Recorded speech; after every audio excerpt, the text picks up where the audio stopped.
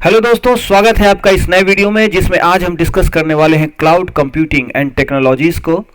और इस वीडियो को देखने के बाद क्लाउड कंप्यूटिंग के सारे कॉन्सेप्ट आपके क्लियर हो जाएंगे और किसी भी कॉम्पिटिटिव एग्जाम्स के क्वेश्चंस को आप आसानी से हल कर पाएंगे। तो चलिए शुरू करते हैं आज का वीडियो। और पहले हम एक बार इंडेक्स देख लेते हैं कि आज हम इस वीडियो में क्या डिस्कस करने वाले हैं। देखिए, हम क्लाउड कंप्यूटिंग के बैकग्राउंड को देखेंगे, डेफिनेशन को देखेंगे, उसके फाउंडेशन एंड इवोल्यूशन को देखेंगे, कहां से वो आगे आया, उसके कैरेक्टरिस्टिक को देखेंगे, मेन फीचर्स को, फिर उसके बाद उसके आर्किटेक्चर एंड टेक्नोलॉजीज की बातें करेंगे, सर्विसेज क्या क्या प्रोवाइड करता है क्लाउड, उसके मॉडल्स क्या है, डिप्लॉयमेंट मॉडल्स क्या है या इसी को टाइप्स कहा जाता है। फिर लाइफ साइकिल देखेंगे, माइग्रेशन स्ट्रेटेजी देखेंगे, क्लाउड की इकोनॉमिक्स और प्राइसिंग भी देखेंगे, सिक्योरिटी और गवर्नेंस में क्या है क्लाउड का वो देखेंगे, और फिर स्केलिंग को समझेंगे। और क्लाउड कंप्यूटिंग से जब कोई क्वेश्चन आता है कॉम्पिटिटिव एग्जाम्स में तो इन्हीं टॉपिक से आता है, यही क्लाउड कंप्यूटिंग से रिलेटेड टॉपिक्स हैं। तो चलिए शुरू करते हैं बैकग्राउंड से। देखिए, क्लाउड कंप्यूटिंग की बैकग्राउंड की अगर हम बात करें तो पहले आपको यह समझना होगा कि मान लीजिए आप या कोई पर्सन ने कोई सॉफ्टवेयर बनाया, ठीक है। अब ये सॉफ्टवेयर कुछ भी हो सकता है, कोई मोबाइल ऐप हो सकती है, कोई वेबसाइट हो सकता है ना, किसी भी तरह का कोई सॉफ्टवेयर, कोई एप्लीकेशन बनाया और अब इसको, उस पर्सन को ये अपना सॉफ्टवेयर या वेबसाइट सभी यूजर्स तक पहुंचाना है, सभी लोगों तक पहुंचाना है। तो उसके लिए क्या जरूरत पड़ेगी? एक सर्वर की। ये बातें आप जानते हैं, ये हम शुरू से पढ़ते आए हैं, बहुत सारी चीजें इसके बारे में हम डिस्कस कर चुके हैं पुराने वीडियोज में। एक सर्वर की जरूरत पड़ेगी। तो पहले क्या होता था कि ये जो पर्सन है जिसको जरूरत है सर्वर की, ये किसी सर्वर प्रोवाइडर या होस्टिंग प्रोवाइडर, इसी सर्वर को ही होस्टिंग भी कहते हैं, होस्ट है ना, सर्वर प्रोवाइडर के पास ये जाता था, ठीक है। प्रोवाइडर के पास बोलता था मुझे एक सर्वर चाहिए, तो वो सर्वर प्रोवाइडर उससे पूछता था आपकी जरूरत क्या क्या है, तो वो क्या करता था, एक सर्वर परचेस करता था। परचेस का मतलब है किराए पे लेता था, ठीक है। ये जो सर्वर होता था इसमें क्या होगा, एक सीपीयू होगी, रैम होगा, कुछ स्टोरेज होगा, ठीक है। उसके बाद कुछ नेटवर्किंग, डीएनएस, ये सारे फीचर्स होंगे इसमें, डीएनएस वगैरह सेट होगा। ये सारे चीज़ों को लेकर वो परचेस कर फिर इस पर अपने इस सॉफ्टवेयर को, वेबसाइट को होस्ट करता था, यानी कि यहाँ पर उनके फाइल्स को रखता था, सेटअप करता था। अब ये सर्वर है, सर्व करेगा तो सारे जो इसके यूजर्स हैं वो यहाँ पर रिक्वेस्ट भेजते थे और ये वेबसाइट को सर्व करता था या अपने एप्लीकेशन को सर्व करता था। तो ये जो फीचर था इसमें क्या था कि आपने एक ही जगह एक बार में सारे अपने जितने आपकी जरूरत है आपने उतने चीजें खरीद ली। इसमें दिक्कत क्या थी? इसमें दिक्कत ये थी कि मान लो हर समय बहुत सारे यूजर्स नहीं आ रहे हैं आपके वेबसाइट पर, कुछ समय यूजर कम रहेंगे, कई बार यूजर कम भी होंगे, कई बार यूजर ज्यादा भी होंगे। तो जब यूजर कम है तो हम जितना सीपीयू, रैम और स्टोरेज हमारे पास है हम उसका प्रयोग नहीं कर पा रहे पूरा, है ना। केवल 10 से 20% ही हम यूज कर पाते हैं अपनी कंप्यूटिंग पावर का, जो सर्वर हमने खरीदा है उसके कंप्यूटिंग पावर का। इसका मतलब लगभग 80% जो हमारा पावर है जिसके लिए हम पैसा दे रहे हैं सर्विस प्रोवाइडर, सर्वर प्रोवाइडर को, वो हमारा वेस्टेज जा रहा है क्योंकि हम इस्तेमाल कर ही नहीं पा रहे 100% कभी भी, ठीक है। तो इस तरह के सर्विस या इस तरह के होस्टिंग या इस तरह के सर्वर प्रोवाइडर्स को या प्रोवाइडिंग को या सर्वर मैनेजमेंट को हम क्या कहते थे? मोनोलिथिक आर्किटेक्चर, ठीक है। मोनोलिथिक आर्किटेक्चर का मतलब है मोनो का मतलब है एक, यानी कि एक ही जगह हमने सब कुछ खरीद लिया, एक ही बार में खरीद लिया और बस अब इसका यूज हो ना हो हम इसी को मैनेज कर रहे हैं, ठीक है। इससे क्या हो रहा था, हमारा देखो हमारे रिसोर्सेज का वेस्टेज हो रहा है, 80% रिसोर्स हमने कभी यूज ही नहीं किया। उसके अलावा हमारा जो इकोनॉमी है, जिसने सर्वर बाय किया है उसकी इकोनॉमी भी जा रही है क्योंकि वो जितना यूज नहीं कर रहा उससे ज्यादा पैसा दे रहा है, राइट। तो इन सब को देखते हुए एक अलग सा कॉन्सेप्ट आया, एक अलग सी टेक्नोलॉजी आई। देखो उसमें क्या, एक नया आर्किटेक्चर आया, इसी सेम काम को करने का एक नया आर्किटेक्चर आया। उसमें क्या किया हमने, एक बड़ा हमारे पास सर्वर है और इसके पास सीपीयू है, रैम है और क्या है, स्टोरेज है और नेटवर्किंग फीचर्स हैं, बहुत सारी चीज़ें हैं, डीएनएस है, बहुत सारी चीज़ें, जितनी भी सर्वर को जरूरत है वो सारी चीज़ें हैं। हमने क्या किया या सर्वर प्रोवाइडर ने क्या किया, वो यूजर से ये पूछा कि आप ये बताओ कि आपको कितने सीपीयू चाहिए। कितने सीपीयू का मतलब समझो, आपने सुना होगा प्रोसेसर्स में 8 कोर 10 कोर ऐसे सीपीयू आते हैं, एक ही मदरबोर्ड पे, एक ही हार्डवेयर पे बहुत सारे सीपीयू भी रह सकते हैं, बहुत सारा रैम भी रह सकता है। तो हमने क्या किया, अब सर्विस प्रोवाइडर या सर्वर प्रोवाइडर्स ने क्या किया, इस एक हार्डवेयर को जिस पर बहुत सारे पावरफुल सीपीयू रैम लगे थे, इसको क्या किया, किसी एक टेक्नोलॉजी की मदद से, हम टेक्नोलॉजी की बात करेंगे उसकी भी, एक टेक्नोलॉजी की मदद से उसने क्या किया कि इन सभी रिसोर्सेस को छोटे छोटे टुकड़ों में बांट दिया, मतलब इनका पार्टीशन कर दिया। समझ रहे हो आप बात? सीपीयू, इसमें भी रैम, थोड़ा सीपीयू, थोड़ा रैम, थोड़ा स्टोरेज, थोड़ा सीपीयू, थोड़ा रैम, थोड़ा स्टोरेज। इस तरीके से हमने क्या किया, एक ही हार्डवेयर को कॉन्सेप्चुअली, हमने रियली में नहीं बांटा, कॉन्सेप्चुअली, वर्चुअली हमने क्या किया, इसको छोटे छोटे पार्टीशन कर दिए। अब एक जो यूजर आ रहा है, जिसको जितना सीपीयू चाहिए उतने सीपीयू के हिसाब से हमने पार्टीशन किया और उसको दे दिया। दूसरे यूजर को जितना चाहिए उतना हमने दे दिया, तीसरे को जितना चाहिए। मतलब समझ रहे हो आप कि अब जो कि इसको पूरा सर्वर खरीदना पड़ रहा था, अब हमें जितने हमें जरूरत है, हमें अपने एप्लीकेशन के हिसाब से हम जान जाते हैं कि हमें कितने सीपीयू चाहिए, कितना रैम चाहिए, कितने में हमारा काम चल जाएगा, उतना सीपीयू उतना रैम हमने खरीद लिया या परचेस कर लिया या किराए पे ले लिया और बस हम उतने पे ही अपना एप्लीकेशन रन कर रहे हैं। तो ये हमारे एप्लीकेशन को रन करने के लिए इनफ है। हमारा रिसोर्स यूटिलाइजेशन भी हो गया। अब 10-20% का यूजेस नहीं रह जाएगा। अब ये कहां चला जाएगा, 70 से 80%। क्यों? क्योंकि अब जहां पर पहले में हमने पूरा सर्वर ही खरीद रखा था, पूरा का पूरा मोनोलिथिक पूरा कंप्यूटर ही खरीद रखा था, अब हमने बहुत सीमित रिसोर्सेज खरीदे हैं, जितना हमें जरूरत है। राइट? तो ये जो कॉन्सेप्ट है इसको कहते हैं पे एज यू गो आर्किटेक्चर। इसको क्या कहते हैं? पे एज यू गो आर्किटेक्चर।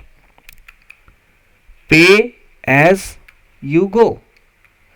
पे एज यू गो क्यों कर रहे हैं? देखो, मान लो मैंने एक सीपीयू ए और 1 जीबी का रैम और थोड़ा सा स्टोरेज खरीदा और शुरू में मैंने एप्लीकेशन अपना रन कराना शुरू किया, लेकिन हमारे यूजर क्या हुए, धीरे धीरे बढ़ते गए, हमारा एप्लीकेशन चल गया और यूजर्स बढ़ गए। जब यूजर्स बढ़ गए तो अब एक सीपीयू एक और 1 जीबी का रैम नहीं फुलफिल कर पाएगा सारे यूजर्स के रिक्वेस्ट को। तो हमने क्या किया, रन टाइम पे हमने क्या किया, एक सीपीयू और बढ़ा लिया अपने परचेस में। हमने सर्वर प्रोवाइडर से कहा कि मुझे एक सीपीयू और चाहिए, तो एक सीपीयू और हो गया, और 2 जीबी रैम और दे दो, तो 3 जीबी रैम हो गया, स्टोरेज और बढ़ा लिया हमने। तो समझ रहे हो आप, ऑन डिमांड, जैसे आपकी डिमांड बढ़ रही है उस तरीके से आप क्या कर रहे हो, सर्विस ले रहे हो, परचेस कर रहे हो। जब तक आपको उतनी डिमांड नहीं है तब तक आप परचेस नहीं कर रहे हो। जब आपको डिमांड आई तब आप क्या कर रहे हैं, ऑन डिमांड सर्विस प्रोवाइड करा रहा है। कौन? अब ये सर्वर प्रोवाइडर। और पे एज यू गो क्यों? देखो, पहले मैंने एक सीपीयू एक रैम खरीदा था तो मुझे कम पैसा देना पड़ रहा था, अब लेकिन मुझे अब जरूरत पड़ गई और ज्यादा सीपीयू और ज्यादा रैम की, तो जब मैंने उसको लिया तब मैं अब ज्यादा पे कर रहा हूं। पे एज यू गो, जैसे जैसे आप इंक्रीज कर रहे हैं, इंप्रूव कर रहे हैं, जैसे जैसे आप ज्यादा रिसोर्सेज का प्रयोग कर रहे हैं, वैसे वैसे आप पे को करते जा रहे हैं। मतलब एक ही साथ आपको सारा पैसा नहीं देना। इसमें देखो, आपको एक साथ सारे पैसे देने ही पड़ते थे, लेकिन अब ऐसा नहीं है। तो ये जो कॉन्सेप्ट है, यही है क्लाउड कॉन्सेप्ट का बैकग्राउंड। ठीक है? क्लाउड कॉन्सेप्ट में या क्लाउड टेक्नोलॉजीज में, क्लाउड कंप्यूटिंग में यही हो रहा होता है। यानी कि हम क्या करते हैं, एक हार्डवेयर को वर्चुअली क्या करते हैं, छोटे छोटे पार्टीशंस में बांटते हैं और उसको मल्टीपल यूजर्स को हम, जहां की पहले एक सर्वर एक ही यूजर को दिया जा सकता था, अब एक ही सर्वर को, एक ही हार्डवेयर को मल्टीपल यूजर्स को दिया जा सकता है। मल्टीपल यूजर उसका इस्तेमाल कर सकते हैं और रिसोर्स का बचाव होता है, ऑन डिमांड सर्विस प्रोवाइडिंग होती है, पे एज यू गो का कॉन्सेप्ट होता है। क्लियर है? ये था बैकग्राउंड। ठीक है, अब हम बात करते हैं डेफिनेशन की। तो क्लाउड की डेफिनेशन मैं ऑलरेडी आपको बता चुका हूं क्या है। क्लाउड एक क्या है, ऑन डिमांड सेल्फ सर्विस है। सेल्फ सर्विस कैसे? अगर आप क्लाउड टेक्नोलॉजीज का यूज कर रहे हो ऑन डिमांड और आपने चीजें सेट कर रखी हैं अच्छे से, जो आजकल क्लाउड में प्रोवाइड की जा रही हैं, तो जैसा मैंने बताया कि सीपीयू, रैम, जैसे जैसे आपकी जरूरत पड़ेगी सीपीयू और आप जुड़वा सकते हो। तो सेल्फ कैसे हुआ? यूजर खुद से सीपीयू बढ़ा सकता है, सर्विस प्रोवाइडर की जरूरत नहीं है। वो जाएगा, सीपीयू और ऐड कर लेगा, वहां सीपीयू अवेलेबल है, वो ऐड कर लेगा, रैम और ऐड कर लेगा। जैसे ही उसने ऐड किया, उसके बिलिंग में वो प्राइसेस जुड़ जाएंगी। समझ रहे हो? सब ऑटोमेटिक सेल्फ सर्विस है। आपको जितना चाहिए आप ले लो। क्लियर है बात? इसमें सर्वर या सर्विस प्रोवाइडर की कोई बहुत हस्तक्षेप नहीं है, बहुत ज्यादा इन्वॉल्वमेंट नहीं है। तो क्लाउड का डेफिनेशन ये है कि क्लाउड एक ऑन डिमांड सेल्फ सर्विस है। क्लियर है? ऑन डिमांड आप यहां से क्या ले सकते हो, रिसोर्सेज। ध्यान देना ये इस टर्म को, रिसोर्सेज आप ऑन डिमांड यहां से ले सकते हो। जितनी आपको जैसी जरूरत पड़ रही है आप रिसोर्सेज वहां से परचेस कर सकते हो क्लाउड से। क्लियर है बात? तो क्लाउड कुछ नहीं कर रहा है, क्लाउड बस क्या कर रहा है, ऑन डिमांड रिसोर्सेज प्रोवाइड कर रहा है। किसके माध्यम से? इंटरनेट के माध्यम से। इंटरनेट के माध्यम से ऑन डिमांड अब जब आप रिसोर्सेस प्रोवाइड कराने लगती है कोई टेक्नोलॉजी, तो उसे हम क्या कहते हैं? क्लाउड। ठीक है, क्लियर है? और आगे चीजें क्लियर होंगी। तो ये डेफिनेशन है क्लाउड टेक्नोलॉजीज का। बहुत आसान डेफिनेशन मैंने बताया है, इसके मैं बहुत कॉम्प्लेक्स में नहीं जा रहा हूं, इसी को और भी कॉम्प्लेक्स करके लिखा जा सकता है। ठीक है, फाउंडेशन की बात करते हैं कि क्लाउड कंप्यूटिंग कहां से इवॉल्व हुआ, फाउंडेशन इसका क्या है। तो इसके फाउंडेशन में 3 चीजें सबसे इंपॉर्टेंट देखी जाती हैं। पहला है main frame, main frame computer, क्योंकि क्लाउड कंप्यूटिंग आज का कोई टर्म नहीं है, ये बहुत पहले का टर्म है। ठीक है, तो इसमें जो शुरुआती दौर के क्लाउड कंप्यूटिंग की जो आपको छवि मिलेगी, व्यू मिलेगा, वो मेन फ्रेम में मिलेगा। उसके बाद आपको ग्रिड कंप्यूटिंग में मिलेगा, और भी एक हम कह सकते हैं डिस्ट्रीब्यूटेड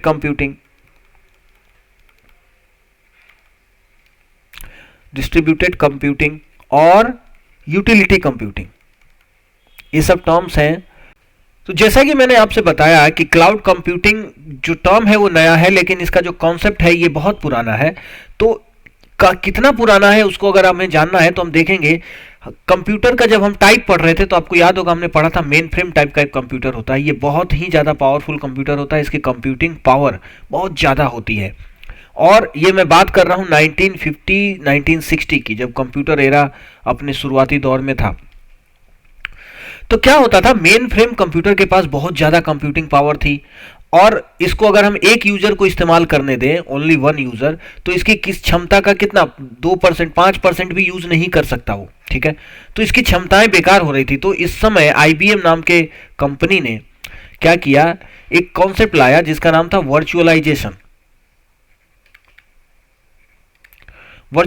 उसने क्या किया कि मेन फ्रेम कंप्यूटर का जो कंप्यूटिंग पावर था, वही जो जिसके पास बहुत सारे CPU लगे हैं, बहुत सारे रैम लगे हैं, बहुत सारा डिस्क स्टोरेज लगा हुआ है, बहुत पावर है इसके पास। तो इसको क्या किया उसने, वर्चुअलाइजेशन के थ्रू इसको छोटे छोटे पार्ट्स में बांट दिया, इसके हार्डवेयर को, जैसा मैं अभी थोड़ी देर पहले बता रहा था, जो सेम क्लाउड में कॉन्सेप्ट यूज होता है।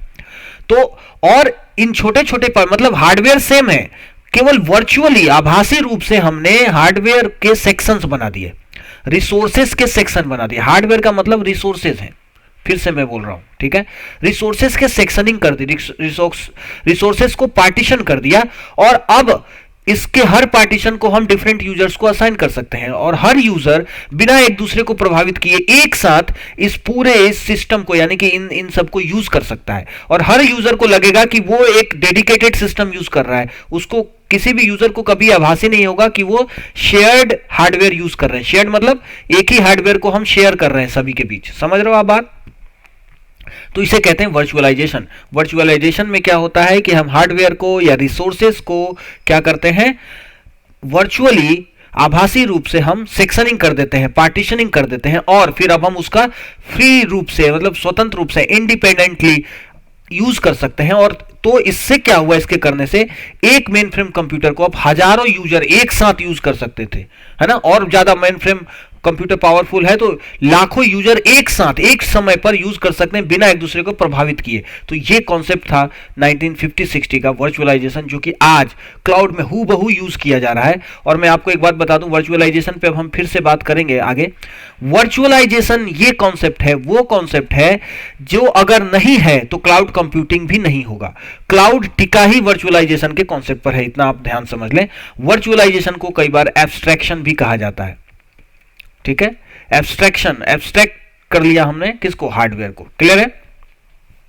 दूसरी जो technology grid computing, distributed computing, ये लगभग एक जैसे हैं। देखो इसमें क्या होता है, जैसे मान लो आपके पास या आप 5-6 दोस्तों के पास एक एक कंप्यूटर है या लैपटॉप है। ठीक है, तो उसके पास कुछ CPU होगा, हर लैपटॉप कंप्यूटर में कुछ CPU होगा, कुछ रैम होगा। यानी कि मैं ये बात कर रहा हूं, ये कुछ कंप्यूटिंग क्या है, ये कंप्यूटिंग पावर्स हैं। ठीक है, छोटे छोटे। और आपके पास आ गया एक बड़ा प्रॉब्लम सॉल्व करने के लिए, बिग प्रॉब्लम। आपको मालूम है कंप्यूटर प्रॉब्लम सॉल्व करता है। ठीक है, बड़ा प्रॉब्लम आ गया। अब अगर आप अलग अलग इसको यूज, अलग अलग कंप्यूटर से जो आपके दोस्तों के पास है उससे अगर इसको सॉल्व करने जाओगे तो ये नहीं कर पाएंगे, क्योंकि इनकी कंप्यूटिंग पावर इतनी नहीं है कि इस बड़े प्रॉब्लम को सॉल्व कर पाए। तो उस समय ये भी बात 1960 के ही आसपास की है। इस समय कंप्यूटर साइंटिस्ट ने कहा कि अगर हमारे पास छोटे छोटे कंप्यूटिंग पावर हैं और कोई बड़ा प्रॉब्लम आ गया तो हम क्या करेंगे, इन छोटे छोटे कंप्यूटिंग पावर को आपस में कनेक्ट कर देंगे। ठीक है, देखो ग्रिड बना दिया हमने जोड़कर, ग्रिड बन गया। अब इस बड़े प्रॉब्लम को इस ग्रिड को देंगे, एक इंडिविजुअल प्रोसेसर को या एक इंडिविजुअल कंप्यूटिंग पावर को नहीं दे रहे हैं, पूरे ग्रिड को जो इन सब से मिलकर बना। अब ये जो ग्रिड है ये बहुत पावरफुल हो गया है, अब इनको इस बड़े प्रॉब्लम को यह सॉल्व कर सकता है। तो इसे कहते थे ग्रिड कंप्यूटिंग, यानी कि हमारा जो प्रोसेसर है, हमारी जो प्रोसेसिंग पावर है, हमारी जो कंप्यूटिंग पावर है वो डिस्ट्रीब्यूटेड है, दूर दूर दूर है, और उसको हमने कनेक्ट किया, आपस में जोड़ दिया, तो इसी को ग्रिड कंप्यूटिंग भी कहते हैं। और चूंकि ये डिस्ट्रीब्यूटेड हो गए अब कंप्यूटिंग पावर्स, तो इसी को डिस्ट्रीब्यूटेड कंप्यूटिंग भी कहते हैं। समझ रहे हो आप बात? तो ग्रिड कंप्यूटिंग का भी कॉन्सेप्ट यूज होता है किसमें? क्लाउड में। क्लाउड में भी यही है। क्लाउड में अभी हम आगे देखेंगे हम क्या करते हैं, अलग अलग जगह पे सर्वर्स रखते हैं, अलग अलग जगह पे रिसोर्सेज रखते हैं, और उसका इस्तेमाल हम उनको आपस में कनेक्ट करके कर सकते हैं। तो डिस्ट्रीब्यूटेड कंप्यूटिंग, ग्रिड कंप्यूटिंग का भी कॉन्सेप्ट क्लाउड कंप्यूटिंग में यूज किया जा रहा है। ये सब फाउंडेशन की बात कर रहे हैं हम, और इवोल्यूशन की बात कर रहे हैं कि कहां से क्लाउड कंप्यूटिंग इवॉल्व हुआ है। यूटिलिटी कंप्यूटिंग भी एक खास तरीके का कंप्यूटिंग है। देखो यूटिलिटी कंप्यूटिंग क्या होती है? यूटिलिटी कंप्यूटिंग में क्या होती है कि हम पूरा सर्वर, इसमें क्या किया जाता था, ये भी पहले की बात है, इसमें क्या किया जाता, पूरा सर्वर प्रोवाइड ना करके कोई खास सर्विस प्रोवाइड की जाती है। जैसे डेटाबेस, बस एक सर्वर है जो केवल डेटाबेस प्रोवाइड कराएगा। तो आप जाइए यहां, जैसे ओरेकल आज की कंपनी नहीं है, बहुत पहले की कंपनी, और ये केवल डेटाबेस प्रोवाइड कराती है, डेटाबेस है ना, MySQL, MS SQL, इस तरीके के डेटाबेस आप जाओ ओरेकल से, ओरेकल की सर्विस ले सकते हो, वहां उसके डेटाबेस में अपना डेटा स्टोर कर सकते हो। ये बहुत ही सिक्योर, बहुत ही मैनेजेबल डेटाबेस प्रोवाइड कराने वाली कंपनी है ओरेकल। तो यूटिलिटी कंप्यूटिंग हो गई है। क्यों? आपको केवल डेटाबेस हम प्रोवाइड करा रहे हैं। कई सर्वर्स थे केवल वो फाइल को ही सर्व करते थे, मतलब फाइल को, स्टोरेज को, फाइल का ट्रांजैक्शन, फाइल को अपलोड करना, डाउनलोड करना, यही सर्विस प्रोवाइड कराती है। तो इस तरह के कंप्यूटेशन को हम क्या कहते हैं? यूटिलिटी कंप्यूटेशन कहते हैं। और ये भी क्लाउड कंप्यूटिंग में हूबहू प्रयोग किया जाता है। जैसे आपको एक एग्जांपल दूं, गूगल ड्राइव, आपने सुना होगा गूगल ड्राइव। बस आपके पास इंटरनेट होना चाहिए और आप यहां पर कोई भी फाइल स्टोर कर सकते हो, फिर उसको डाउनलोड कर सकते हो। तो ये क्या है? एक फाइल सिस्टम, एक स्टोरेज सिस्टम है जो कि क्लाउड के थ्रू आपको प्रोवाइड किया जा रहा है। ये क्या है? एक यूटिलिटी कंप्यूटिंग हो गई, है ना। स्टोरेज आपको दे दिया गया है, वहां आप कंप्यूटिंग नहीं कर रहे हो, कुछ नहीं कर रहे हो, आप केवल स्टोरेज का प्रयोग कर रहे हो, और आप ऑन डिमांड है, जब आपको बस आपको इंटरनेट चाहिए और ऑन डिमांड आप स्टोरेज कर सकते हो, कुछ भी वहां पे कुछ अपलोड कर सकते हो, डाउनलोड कर सकते हो। तो इस तरह की कंप्यूटिंग यूटिलिटी कंप्यूटिंग कहलाती है। तो ये सारे जो हिस्ट्री की चीजें हैं जो हम बहुत पहले इस्तेमाल कर चुके हैं, उन सबको एक जगह लाया गया और यहां से इवॉल्व हुआ धीरे धीरे कौन? क्लाउड। इन सब से मिलकर बना है कौन? क्लाउड। क्लियर है? आगे चलते हैं। तो अगर हम बात करें इवोल्यूशन और फाउंडेशन की, अगर आप देखो तो हमने क्या किया, अब क्लाउड को क्लाउड कहते क्यों हैं वो हम समझ लेते हैं जरा। वहां से इवॉल्व होकर ये क्या हुआ कि हमने क्या किया, एक जगह पे कुछ रिसोर्सेज बनाए, एक लोकेशन लिया, वहां पे हमने बहुत सारे क्या किए, सीपीयू मतलब कंप्यूटिंग पावर, रैम और स्टोरेज बहुत सारे इकट्ठा कर दिए। ठीक है, ये एक लोकेशन पे हमने बहुत सारे ऐसे कंप्यूटिंग पावर रख दी। ठीक है, उसी तरह एक दूसरा लोकेशन पे भी हमने इसी तरह बहुत सारे कंप्यूटिंग पावर, मतलब सीपीयू, रैम, स्टोरेज, डेटाबेस, जितनी भी सर्विसेज हो सकती हैं जो कंप्यूटिंग के लिए जरूरी है, सर्विस के लिए जरूरी है, वैसे हमने रख दिया और एक और बना दिया। इस तरह से हमने मल्टीपल लोकेशन, और ये लोकेशन जो मैं यहां बना रहा हूं ये पास नहीं है, ये बहुत दूर है। एक इंडिया में है, एक चाइना में है, ठीक है, एक मंगोलिया में है, एक कहीं और है, एक यूएसए में है, एक ब्राजील में है, एक रसिया में है। इस तरीके से ये है, इतनी डिस्टेंस की बात कर रहा हूं मैं, ये आसपास की बात नहीं कर रहा हूं। ठीक है ना। तो इस तरह हमने बना दिए रिसोर्सेज के हब। ठीक है, इसको हम क्या कहेंगे, इस कॉन्सेप्ट को? Resource pooling. ये बहुत यूज होता है कॉन्सेप्ट रिसोर्स पूलिंग। रिसोर्सेज को हम पूल कर रहे हैं, एक जगह इकट्ठा कर रहे हैं। ठीक है, और जो हमने रिसोर्सेज को एक एक जगह इकट्ठा करके रखा है अलग अलग लोकेशंस पे, इसको हमने क्या कहा? क्लाउड। ये सब क्लाउड है। देख रहे हो ना, क्लाउड कॉन्सेप्ट बहुत आसान है।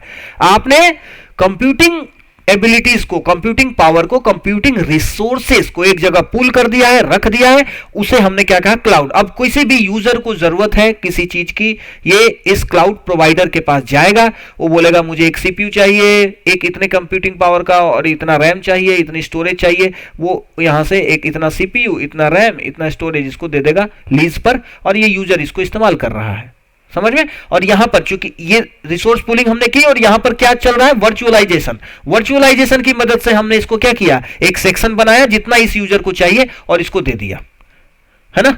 अब मान लो इस यूजर को बाद में और ज्यादा जरूरत पड़ी कंप्यूटिंग पावर की, इसको और थोड़ा कंप्यूटिंग पावर या सीपीयू या रैम चाहिए, तो ये फिर से गया इस सर्विस प्रोवाइडर के पास, तो देखा सर्विस प्रोवाइडर ने कि यार इस सर्वर पे तो, यानी इस क्लाउड पे सर्वर ही है वो एक लोकेशन, इस लोकेशन पे तो अब मेरे पास बचा नहीं रिसोर्स, क्योंकि सारे रिसोर्स मैं किसी और को दे चुका हूं, जाहिर सी बात है वर्चुअलाइजेशन के थ्रू ही, बट अब वो अवेलेबल नहीं है, तो क्या करेगा ये, अपने किसी दूसरे लोकेशन से इसको प्रोवाइड करा देगा एक्स्ट्रा सीपीयू। समझ रहे हो आप बात। देखो डिस्ट्रीब्यूटेड कंप्यूटिंग हो गई, ग्रिड कंप्यूटिंग हो गई, हमने दो जगह अलग अलग लोकेशंस के कंप्यूटिंग पावर को कनेक्ट करके कंप्यूटिंग कर रहे हैं, समझ रहे हो बात।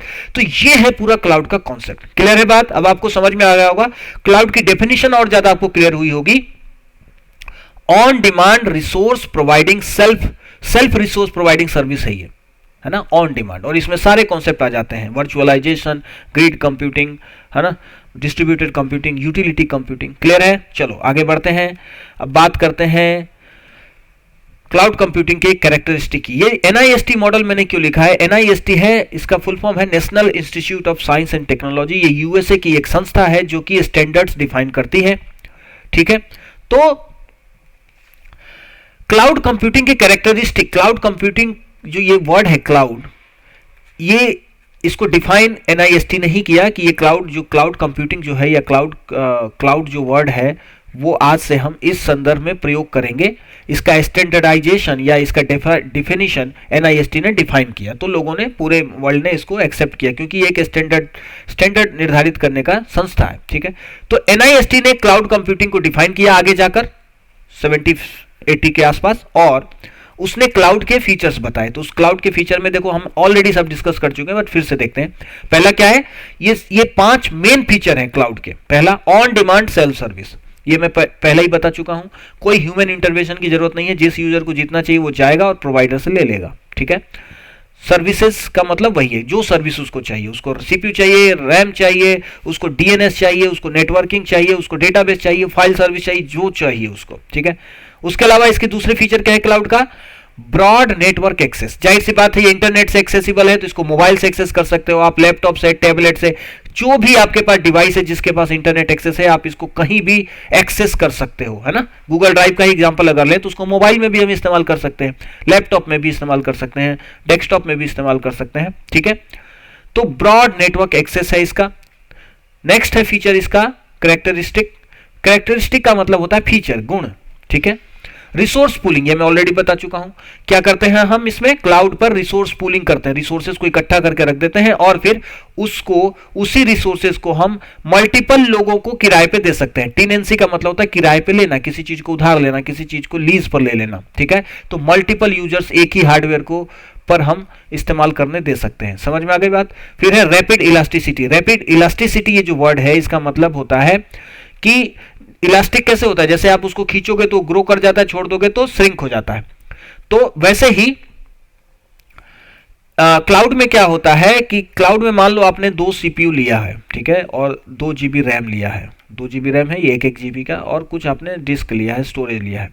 मान लो आपके पास 10 ही यूजर आ रहे हैं आपकी वेबसाइट पे अभी फिलहाल, तो क्या होगा, जो क्लाउड है, वो क्लाउड के जो सॉफ्टवेयर्स हैं, टेक्नोलॉजी है, वो इतनी स्मार्ट होती है कि अगर आपका यूजर 10 मतलब कम यूजर आ रहे हैं आपके एप्लीकेशन पे, आपके सर्विस को यूज करने, तो एक ही सीपीयू इनफ है इतने यूजर के रिक्वेस्ट को फुलफिल करने के लिए, या 1 GB रैम ही इनफ है। तो क्या करेगा, बाकी के 1 GB रैम और 1 GB सीपीयू को वो बंद करके रखेगा। समझ में आ रहा है, इसका आप इस्तेमाल नहीं कर रहे हो, क्योंकि ये दोनों इनफ है, इतना कम ही कंप्यूटिंग पावर इनफ है इतने को रिक्वेस्ट को फुलफिल करने के लिए। तो क्या हुआ, आप कम पैसा दे रहे हो क्योंकि आप रिसोर्सेज का कम इस्तेमाल कर रहे हो, राइट। लेकिन जैसे ही आपके उस पर आपके 5000 रिक्वेस्ट आने लगे अचानक से, अब एक सीपीयू 1 GB रैम के लिए भारी हो गया इतने रिक्वेस्ट को फुलफिल करना, तो इन सबको फिर से वो जगा देगा, फिर से ऐड कर देगा अपने आप, ठीक है। अब ये दोनों सीपीयू इसको प्रोसेस करने लगेंगे, रिक्वेस्ट को फुलफिल करने लगेंगे, तो ये सारे रिसोर्सेस काम करने लगेंगे और सारे यूजर को फिर आपका क्या होगा, रिस्पॉन्स मिलने लगेगा। समझ रहे हो आप बात? तो इलास्टिक देखो ये फैल गया ना, अपने आप जरूरत के हिसाब से क्या हुआ, इसने अपने आप को बढ़ा लिया और जब जरूरत नहीं थी तो अपने आप को श्रिंक कर लिया। That is elasticity. तो ये जो रैपिड इलास्टिसिटी है, मतलब इंस्टेंटली जैसे ही जरूरत पड़ी अपने आप को इंप्रूव कर लेता है, इंक्रीज कर लेता है अपने रिसोर्सेज को। ये क्लाउड का एक बहुत इंपॉर्टेंट फीचर है, ठीक है। एबिलिटी टू स्केल, स्केल का मतलब होता है बड़ा हो जाना, छोटा हो जाना, ठीक है, इंस्टेंटली, तुरंत, उसी समय, ठीक है। उसके अलावा एक और फीचर जो क्लाउड की है वो है मीजर्ड सर्विस। अब आप डायरेक्ट जाकर एक सर्वर खरीदा और उसको पैसे दे रहे हो, भले आप उसका इस्तेमाल करो ना करो, ऐसा नहीं है। अब आप जितना रिसोर्स इस्तेमाल करोगे उसकी माप होगी, मीजर किया जाएगा उसको, और उतना ही पैसा आपको देना है। पे एज यू गो का कॉन्सेप्ट, पे एज यू गो, जितना आप इस्तेमाल कर रहे हैं केवल उतना ही पे कीजिए। बहुत इकोनॉमिक कॉन्सेप्ट क्लाउड का आ गया, ठीक है। जस्ट लाइक वाटर और इलेक्ट्रिसिटी बिल आप देते हैं, जितना पानी इस्तेमाल करते हैं, जितना बिजली इस्तेमाल करते हैं, उतना ही आप पैसा देते हैं, उसी हिसाब से। उसी तरह से क्लाउड में रिसोर्सेस के लिए भी आप जितना यूज करते हो उतना ही पैसा देते हो। तो ये क्लाउड की कोर कैरेक्टरिस्टिक है, मेन फीचर्स है, जिसको NIST ने डिफाइन किया है और आप इसको देख भी पाएंगे जब आप इस्तेमाल करेंगे, ठीक है। चलिए चलते हैं नेक्स्ट टॉपिक पे। कोर आर्किटेक्चर, ये बहुत इंपॉर्टेंट टर्म है, बहुत इंपॉर्टेंट है क्लाउड के बारे में। इसका ओवरव्यू मैं ऑलरेडी दे चुका हूं। क्लाउड के बारे में जो सबसे इंपॉर्टेंट कॉन्सेप्ट है वो है वर्चुअलाइजेशन। ये मैं ऑलरेडी बता चुका हूं। अगर वर्चुअलाइजेशन नहीं है तो क्लाउड की कल्पना नहीं की जा सकती, ठीक है। वर्चुअलाइजेशन क्या होता है, एक ही हार्डवेयर को इस तरीके से सेपरेट कर देना, सेक्शनिंग करना, उसमें पार्टीशन कर देना कि यूजर्स को लगे कि मल्टीपल यूजर एक साथ एक ही हार्डवेयर को इस्तेमाल कर पाए और हर यूजर को ऐसा लगे कि पूरा हार्डवेयर मेरा है। समझ रहे हो आप बात? इसे कहते हैं वर्चुअलाइजेशन। तो वर्चुअलाइजेशन का ये कॉन्सेप्ट देखो आप यहां पर। जब वर्चुअलाइजेशन के थ्रू हम क्या करते हैं, जैसे एक हार्डवेयर है हमारे पास, इसमें CPU है, रैम है, डिस्क है। अब हमने वर्चुअलाइजेशन की मदद से इसके ऊपर एक लेयर चढ़ाया और इसको सेक्शनिंग कर दी। देखो अब वही एक हार्डवेयर अब क्या बन गया, बहुत सारे हार्डवेयर्स में बदल गया। अब जो ये एक हार्डवेयर हमने बनाया इसको हम क्या कहेंगे, वर्चुअल मशीन। वर्चुअल मशीन, ये देखो, समझ गए। अभी एक पूरी तरह अपने आप में कंप्यूटर बन चुका है। इसमें हम एक अपना OS अप्लाई कर सकते हैं, मतलब इंस्टॉल कर सकते हैं। OS के ऊपर फिर अपने दूसरे एप्लीकेशन इंस्टॉल कर सकते हो और एक नॉर्मल कंप्यूटर की तरह आप इसका इस्तेमाल कर सकते हो। उसी तरह ये वाला एक दूसरा, फिर ये भी एक दूसरा वर्चुअल मशीन है। मतलब वर्चुअलाइजेशन के थ्रू जब हम पार्टीशन करते हैं हार्डवेयर्स का तो हम क्या बनाते हैं, वेरियस डिफरेंट काइंड ऑफ, मतलब बहुत सारे क्या बनाते हैं, वर्चुअल मशीन्स। वर्चुअल मशीन, पहले एक ही मशीन था हमारे पास, मशीन का मतलब हार्डवेयर, एक ही मशीन था और वर्चुअलाइजेशन के थ्रू हमने बहुत सारे वर्चुअल मशीन्स बना लिए, ठीक है। तो ये वहां पर यहां पर बस दिखाया जा रहा है। देखो आप, ये फिजिकल सर्वर या फिजिकल आपका जो है हार्डवेयर है। एक कंप्यूटर आपने खरीदा जिसके पास बहुत फिजिकल कंप्यूटिंग पावर है। फिजिकल का मतलब हार्डवेयर है, ठीक है। अब इस पर आपने क्या अप्लाई किया, वर्चुअलाइजेशन। वर्चुअलाइजेशन कौन अप्लाई करेगा, एक सॉफ्टवेयर होता है खास तरीके का वर्चुअलाइजेशन सॉफ्टवेयर, वो अप्लाई करता है, वो वर्चुअलाइजेशन करता है और वर्चुअलाइजेशन करके उसने इस आपके एक मोनोलिथिक हार्डवेयर को अब पार्टीशन करके देखो मेनी वर्चुअल मशीन्स में बदल दिया। यहां पर 3 दिखाए गए हैं, मल्टीपल हो सकते हैं, बहुत सारे हो सकते हैं, ठीक है। तो ये जो मेन है इसको हम पढ़ने आए। वर्चुअलाइजेशन कौन करता है, तो वर्चुअलाइजेशन करता है वर्चुअल मशीन मॉनिटर, है ना। वर्चुअल लिखा ही हुआ है बट फिर से मैं लिख देता हूं, मशीन मॉनिटर। ये क्या करता है, वर्चुअल मशीन्स की मॉनिटरिंग करता है। यही मेन प्लेटफॉर्म से, प्लेटफॉर्म का मतलब है फिजिकल हार्डवेयर को सेपरेट, सेक्शनिंग, पार्टीशनिंग करता है। और इसी का एक दूसरा नाम है जिसको जो आ सकता है आपके एग्जाम में, वो है हाइपरवाइजर। हाइपरवाइजर, ये वर्ड मैंने बाद में इसलिए बताया कि आप समझ जाएं, ये हाइपरवाइजर और कुछ नहीं है, इसी का एक नाम है। जो सॉफ्टवेयर वर्चुअलाइजेशन अप्लाई करता है एक्चुअली में इंप्लीमेंट करता है उसे हम हाइपरवाइजर करते हैं। यही मैनेज करता है, यही मॉनिटरिंग करता है कि कितने वर्चुअल मशीन हमने बनाए हैं, सारे वर्चुअल मशीन ठीक से चल रहे हैं कि नहीं, हर वर्चुअल मशीन के पास कितना रैम है, कितना सीपीयू दिया है हमने, कितने कोर दिए हैं सीपीयू के, कितना स्टोरेज दे रखा है हमने, यानी कि हर वर्चुअल मशीन कितने रिसोर्सेज का इस्तेमाल कर रहा है, ये हाइपरवाइजर हमेशा मॉनिटर करता रहता है। क्रिएट भी यही करता है, मॉनिटर भी यही करता है और हैंडलिंग भी सब यही करता है हाइपरवाइजर। क्लियर है बात? अब हम हाइपरवाइजर को थोड़ा सा और डिटेल में देख लेते हैं। ये जो हाइपरवाइजर होता है ये दो तरीके का होता है, हो सकता है इससे क्वेश्चन आ जाए इसलिए मैं बता रहा हूं। पहला है टाइप 1। टाइप 1 हाइपरवाइजर की बात कर रहा हूं, जो वर्चुअलाइजेशन इंप्लीमेंट करता है उसकी बात कर रहा हूं, ठीक है। टाइप 1 इसका एक और नाम है, इसको कहते हैं bear metal hypervisor. Bear metal hypervisor, ठीक है। और दूसरा जो है वो है टाइप 2। टाइप 2 को हम क्या, होस्टेड हाइपरवाइजर, ठीक है, होस्टेड हाइपरवाइजर। तो देखो बेयर मेटल में क्या होता है, बेयर मेटल में ऐसा होता है कि आपके पास जो हार्डवेयर है, जैसे क्या होता है, हम जब कोई कंप्यूटर खरीदते हैं तो हमारे पास मदरबोर्ड होता है जो कि हार्डवेयर है, इस पर सीपीयू रैम सब लगे रहते हैं और हम इस पर क्या करते हैं, एक ऑपरेटिंग सिस्टम इंस्टॉल करते हैं। तो ये ऑपरेटिंग सिस्टम हमारे पूरे हार्डवेयर को मैनेज करता है और हमें यूज करने देता है, राइट। तो बेयर मेटल हाइपरवाइजर में क्या होता है, ऑपरेटिंग सिस्टम की जगह हम ये हाइपरवाइजर ही इंस्टॉल कर देते हैं। अब इस मशीन पर ओएस ना होकर के क्या हो गया, हाइपरवाइजर। तो हाइपरवाइजर क्या कर रहा है, पहले सबसे बेस में हार्डवेयर के जस्ट ऊपर कौन है, हाइपरवाइजर, और ये पहले पूरे हार्डवेयर की सेक्शनिंग करेगा और सेक्शनिंग करके अब आपको ये सेक्शंस देगा। अब आप यहां पर अपना ओएस अप्लाई करिए, जो आपको ओएस चाहिए, किसी पर लाइनक्स, किसी पर विंडोज, किसी पर मैक, जो भी आपको ओएस चाहिए, किसी पर एंड्रॉयड, आप वो भी इंस्टॉल कर सकते हो, राइट। तो कोई भी ऑपरेटिंग सिस्टम आप चाहिए इस्तेमाल करिए, लेकिन हाइपरवाइजर नीचे है, ऑपरेटिंग सिस्टम के नीचे कौन है, हाइपरवाइजर। वो एकदम से मेटल, देखो बेयर मेटल हार्डवेयर किसके बने होते हैं, ज्यादातर उनमें मेटल्स का, सेमीकंडक्टर और मेटल्स का प्रयोग किया जाता है, तो मेटल आप उसको मानो। तो बेयर मेटल, सीधे मेटल पर, सीधे हार्डवेयर पर कौन चढ़ गया, हाइपरवाइजर। तो ये टाइप 1 होता है, इसलिए इसका नाम है बेयर मेटल। दूसरा एक है कि आपके पास ये आपका हार्डवेयर है, इस पर पहले आपने एक ओएस अप्लाई किया, मान लो विंडोज चढ़ा दिया, तो ये विंडोज जो है ये होस्ट हो गया, ठीक है, होस्ट ऑपरेटिंग सिस्टम हो गया। इस ऑपरेटिंग सिस्टम पर अब आपने as an application hypervisor install किया, एज एन एप्लीकेशन। अब ये हाइपरवाइजर देखो हार्डवेयर पे डायरेक्ट नहीं है, अब ये ओएस के थ्रू है। हाइपरवाइजर क्या है, अब एक एप्लीकेशन है बस। अब इस हाइपरवाइजर एप्लीकेशन को आपने ओएस में एज ए नॉर्मल सॉफ्टवेयर की तरह आपने इंस्टॉल किया। अब इस सॉफ्टवेयर का इस्तेमाल करके आप अब आप क्या कर रहे हो, पार्टीशनिंग कर रहे हो, वर्चुअल मशीन्स बना रहे हो, ठीक है। तो इसमें क्या हो गया है, होस्ट किया हमने, मतलब ऑपरेटिंग सिस्टम जो हमारा मेन था, जो कि हम पूरे हार्डवेयर को मैनेज कौन कर रहा है, हमारा ऑपरेटिंग सिस्टम, और इसके ऊपर हमने अपना हाइपरवाइजर लगाया है। तो हाइपरवाइजर की उतनी कैपेबिलिटी नहीं है, ये जस्ट एक ओएस का एज एन एप्लीकेशन काम कर रहा है। समझ में आ गई बात? तो दोनों दो तरीके से हाइपरवाइजर वर्चुअलाइजेशन किया जाता है और दो तरीके के हाइपरवाइजर होते हैं, ठीक है। होस्टेड जो हाइपरवाइजर्स हैं, ये जो बेयर मेटल हाइपरवाइजर है, ये सर्वर्स पे इस्तेमाल किए जाते हैं ना। सर्वर पे हमें क्या चाहिए, ओएस के पहले ही हमें क्या चाहिए, वर्चुअलाइजेशन, पहले ही हम पार्टीशनिंग कर दें, उसके बाद ओएस उसमें डलेगा, क्योंकि किस यूजर को कौन सा ओएस चाहिए वी डोंट नो। लेकिन जब लोकली टेस्टिंग के लिए या नॉर्मल कुछ एप्लीकेशन कुछ हम कर रहे होते हैं कोई अपने कंप्यूटर पे लोकली, तो उस केस में हम कौन सा होस्टेड हाइपरवाइजर यूज करते हैं, क्योंकि हमें एक मेन ऑपरेटिंग सिस्टम चाहिए होता है जिसके थ्रू हम काम कर पाए, राइट।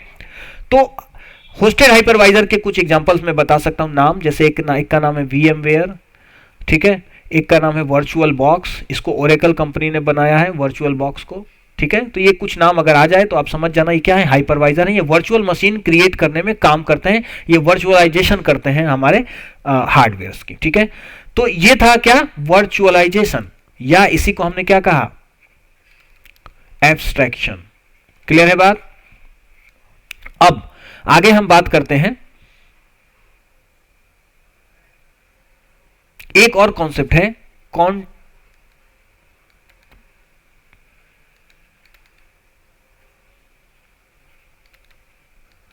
कंटेनराइजेशन। एक नया कॉन्सेप्ट आया है आजकल, कंटेनर्स, ठीक है।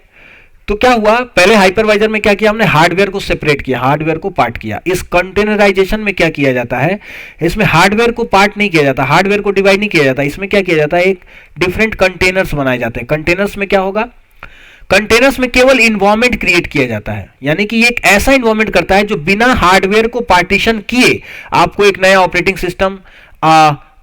सिस्टम के दूसरे लाइब्रेरीज, मतलब एक इन्वायरमेंट क्रिएट करेगा। ये क्या करेगा, केवल इन्वायरमेंट। इसका इस्तेमाल आजकल बहुत बहुत ज्यादा हो रहा है। इसमें क्या होता है, कंटेनराइजेशन में एक कंटेनर, आप समझो एक कंटेनर, अगर मान लो आपके पास 10 कंटेनर है तो पहले कंटेनर में कुछ और हो सकता है, दूसरे कंटेनर में कुछ और हो सकता है, तीसरे में कुछ और हो सकता है, राइट।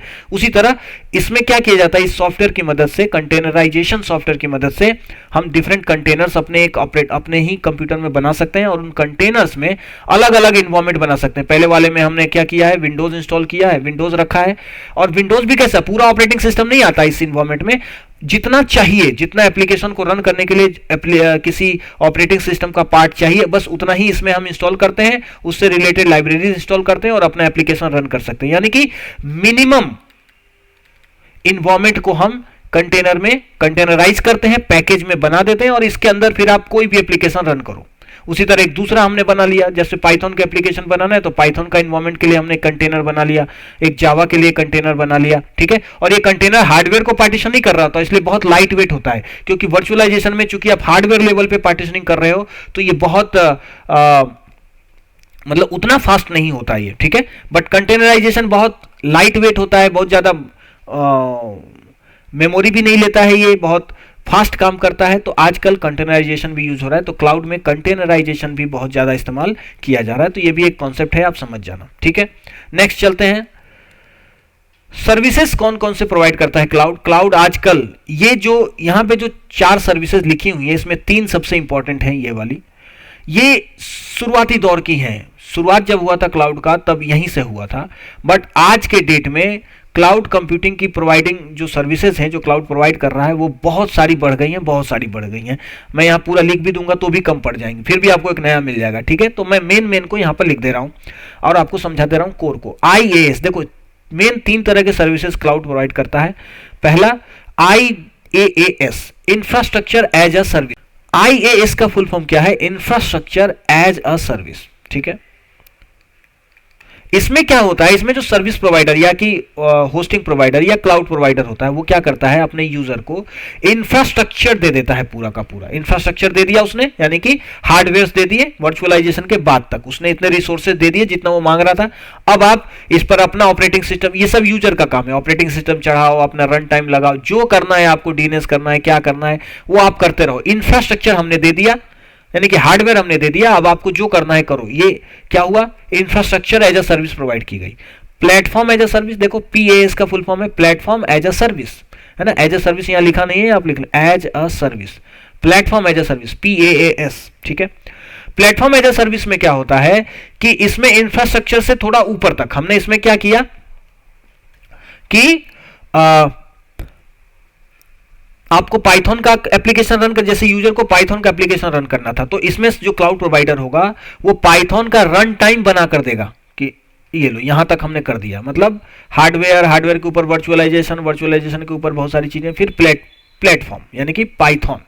अब बस यूजर को क्या करना है, अपना पाइथन का एप्लीकेशन यहां लगाना है और मतलब पुट करना है और ये रन करने लगेगा, यानी कि प्लेटफॉर्म तक करके दिया। जबकि इंफ्रास्ट्रक्चर एज ए सर्विस में क्या होता है, यहां तक नहीं यहीं तक दिया जाता, ऑपरेटिंग सिस्टम आपको खुद चढ़ाना पड़ता है यूजर को, फिर उसके बाद रन टाइम अपने आप लगाना पड़ता, मतलब पाइथन का रन टाइम, और फिर ये इन्वायरमेंट बनाना पड़ता उसको, ठीक है। समझ में आ रही बात।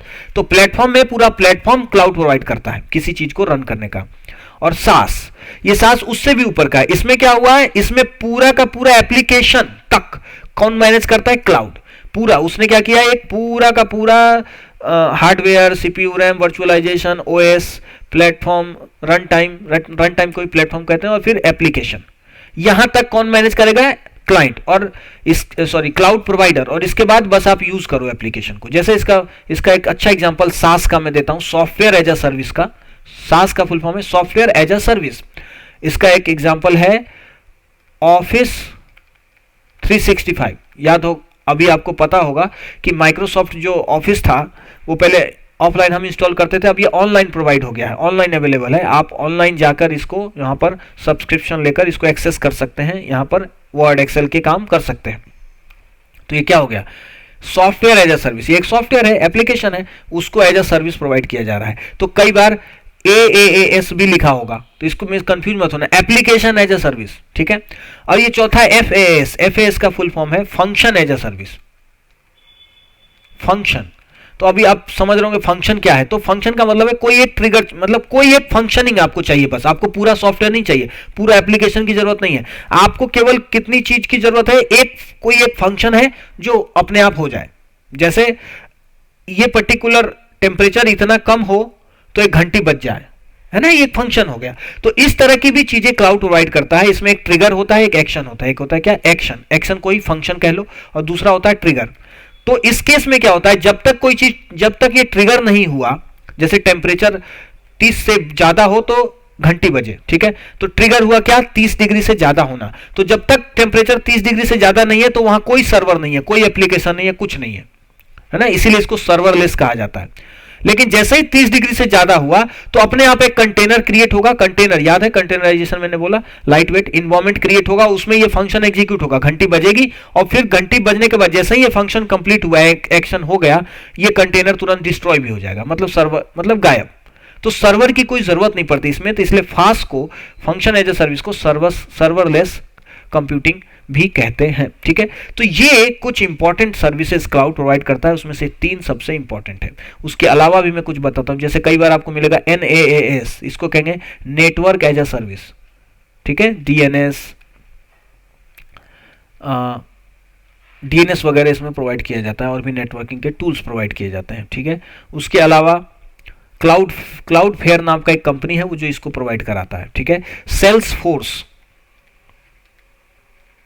नाम की एक कंपनी है जो software as a service provide कराती है, ठीक है। AWS का नाम आपने सुना होगा, नहीं सुना तो मैं बता रहा हूं, अमेजन वेब सर्विसेज। अमेजन की एक कंपनी है जो क्लाउड सर्विसेज प्रोवाइड कराती है। ये IaaS, PaaS, SaaS सब प्रोवाइड कराती है, ये FaaS सब प्रोवाइड कराती है। उसी तरह गूगल क्लाउड, GC इसको कहते हैं, गूगल क्लाउड, ये भी एक ऐसी ये भी एक क्लाउड प्रोवाइडर कंपनी है, गूगल क्लाउड, जो कि आपको सारे सर्विसेज प्रोवाइड कराती है। गूगल क्लाउड का ही एक सर्विस आप यूज करते हैं जिसको क्या कहते हैं, गूगल ड्राइव, ठीक है। तो ये, और उसके अलावा ओरेकल नाम की कंपनी है, वो भी आपको क्लाउड सर्विस प्रोवाइड करा रही है। IBM भी प्रोवाइड करा रही है, ठीक है। आजकल तो ये बढ़ते जा रहे हैं। उसके अलावा भी मैं कुछ नाम बताता हूँ, डिजिटल ओशन नाम की कंपनी है, वो भी क्लाउड सर्विसेज प्रोवाइड कराती है, यानी कि इंफ्रास्ट्रक्चर, प्लेटफॉर्म, ये सब। उसके अलावा होस्टिंजर है, ये सब कंपनियां क्लाउड सर्विसेज प्रोवाइड करा रही हैं, ठीक है। क्लियर है। अब आगे चलते हैं हम। देखो, जो हमने, एक सेकेंड यहां पर आप देखो जरा, इसको देखो, आपको हो सकता है आपको आसानी हो समझने में। देखो, इंफ्रास्ट्रक्चर एज अ सर्विस का मतलब क्या है, जैसे आपने अपना घर रेंट पे दे दिया, सर्वर, स्टोरेज, सब चीज आपने घर दे दिया। अब जो उसमें रह रहा है वो उसमें पर्दे, बेड, ये सब वो मैनेज करेगा।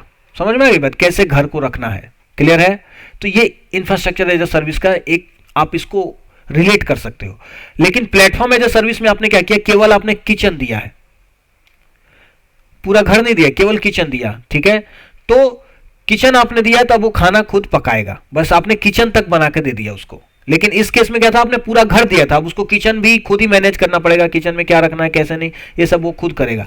लेकिन इस केस में आपने किचन तक उसको बना के दिया, बस उसको खाना बनाना है, यानी कि उसको कोड यूज करना है, बस डेवलपमेंट टूल्स तक हमने दे दिया है, अब आप उसको बस कोडिंग करनी है, ऐसा।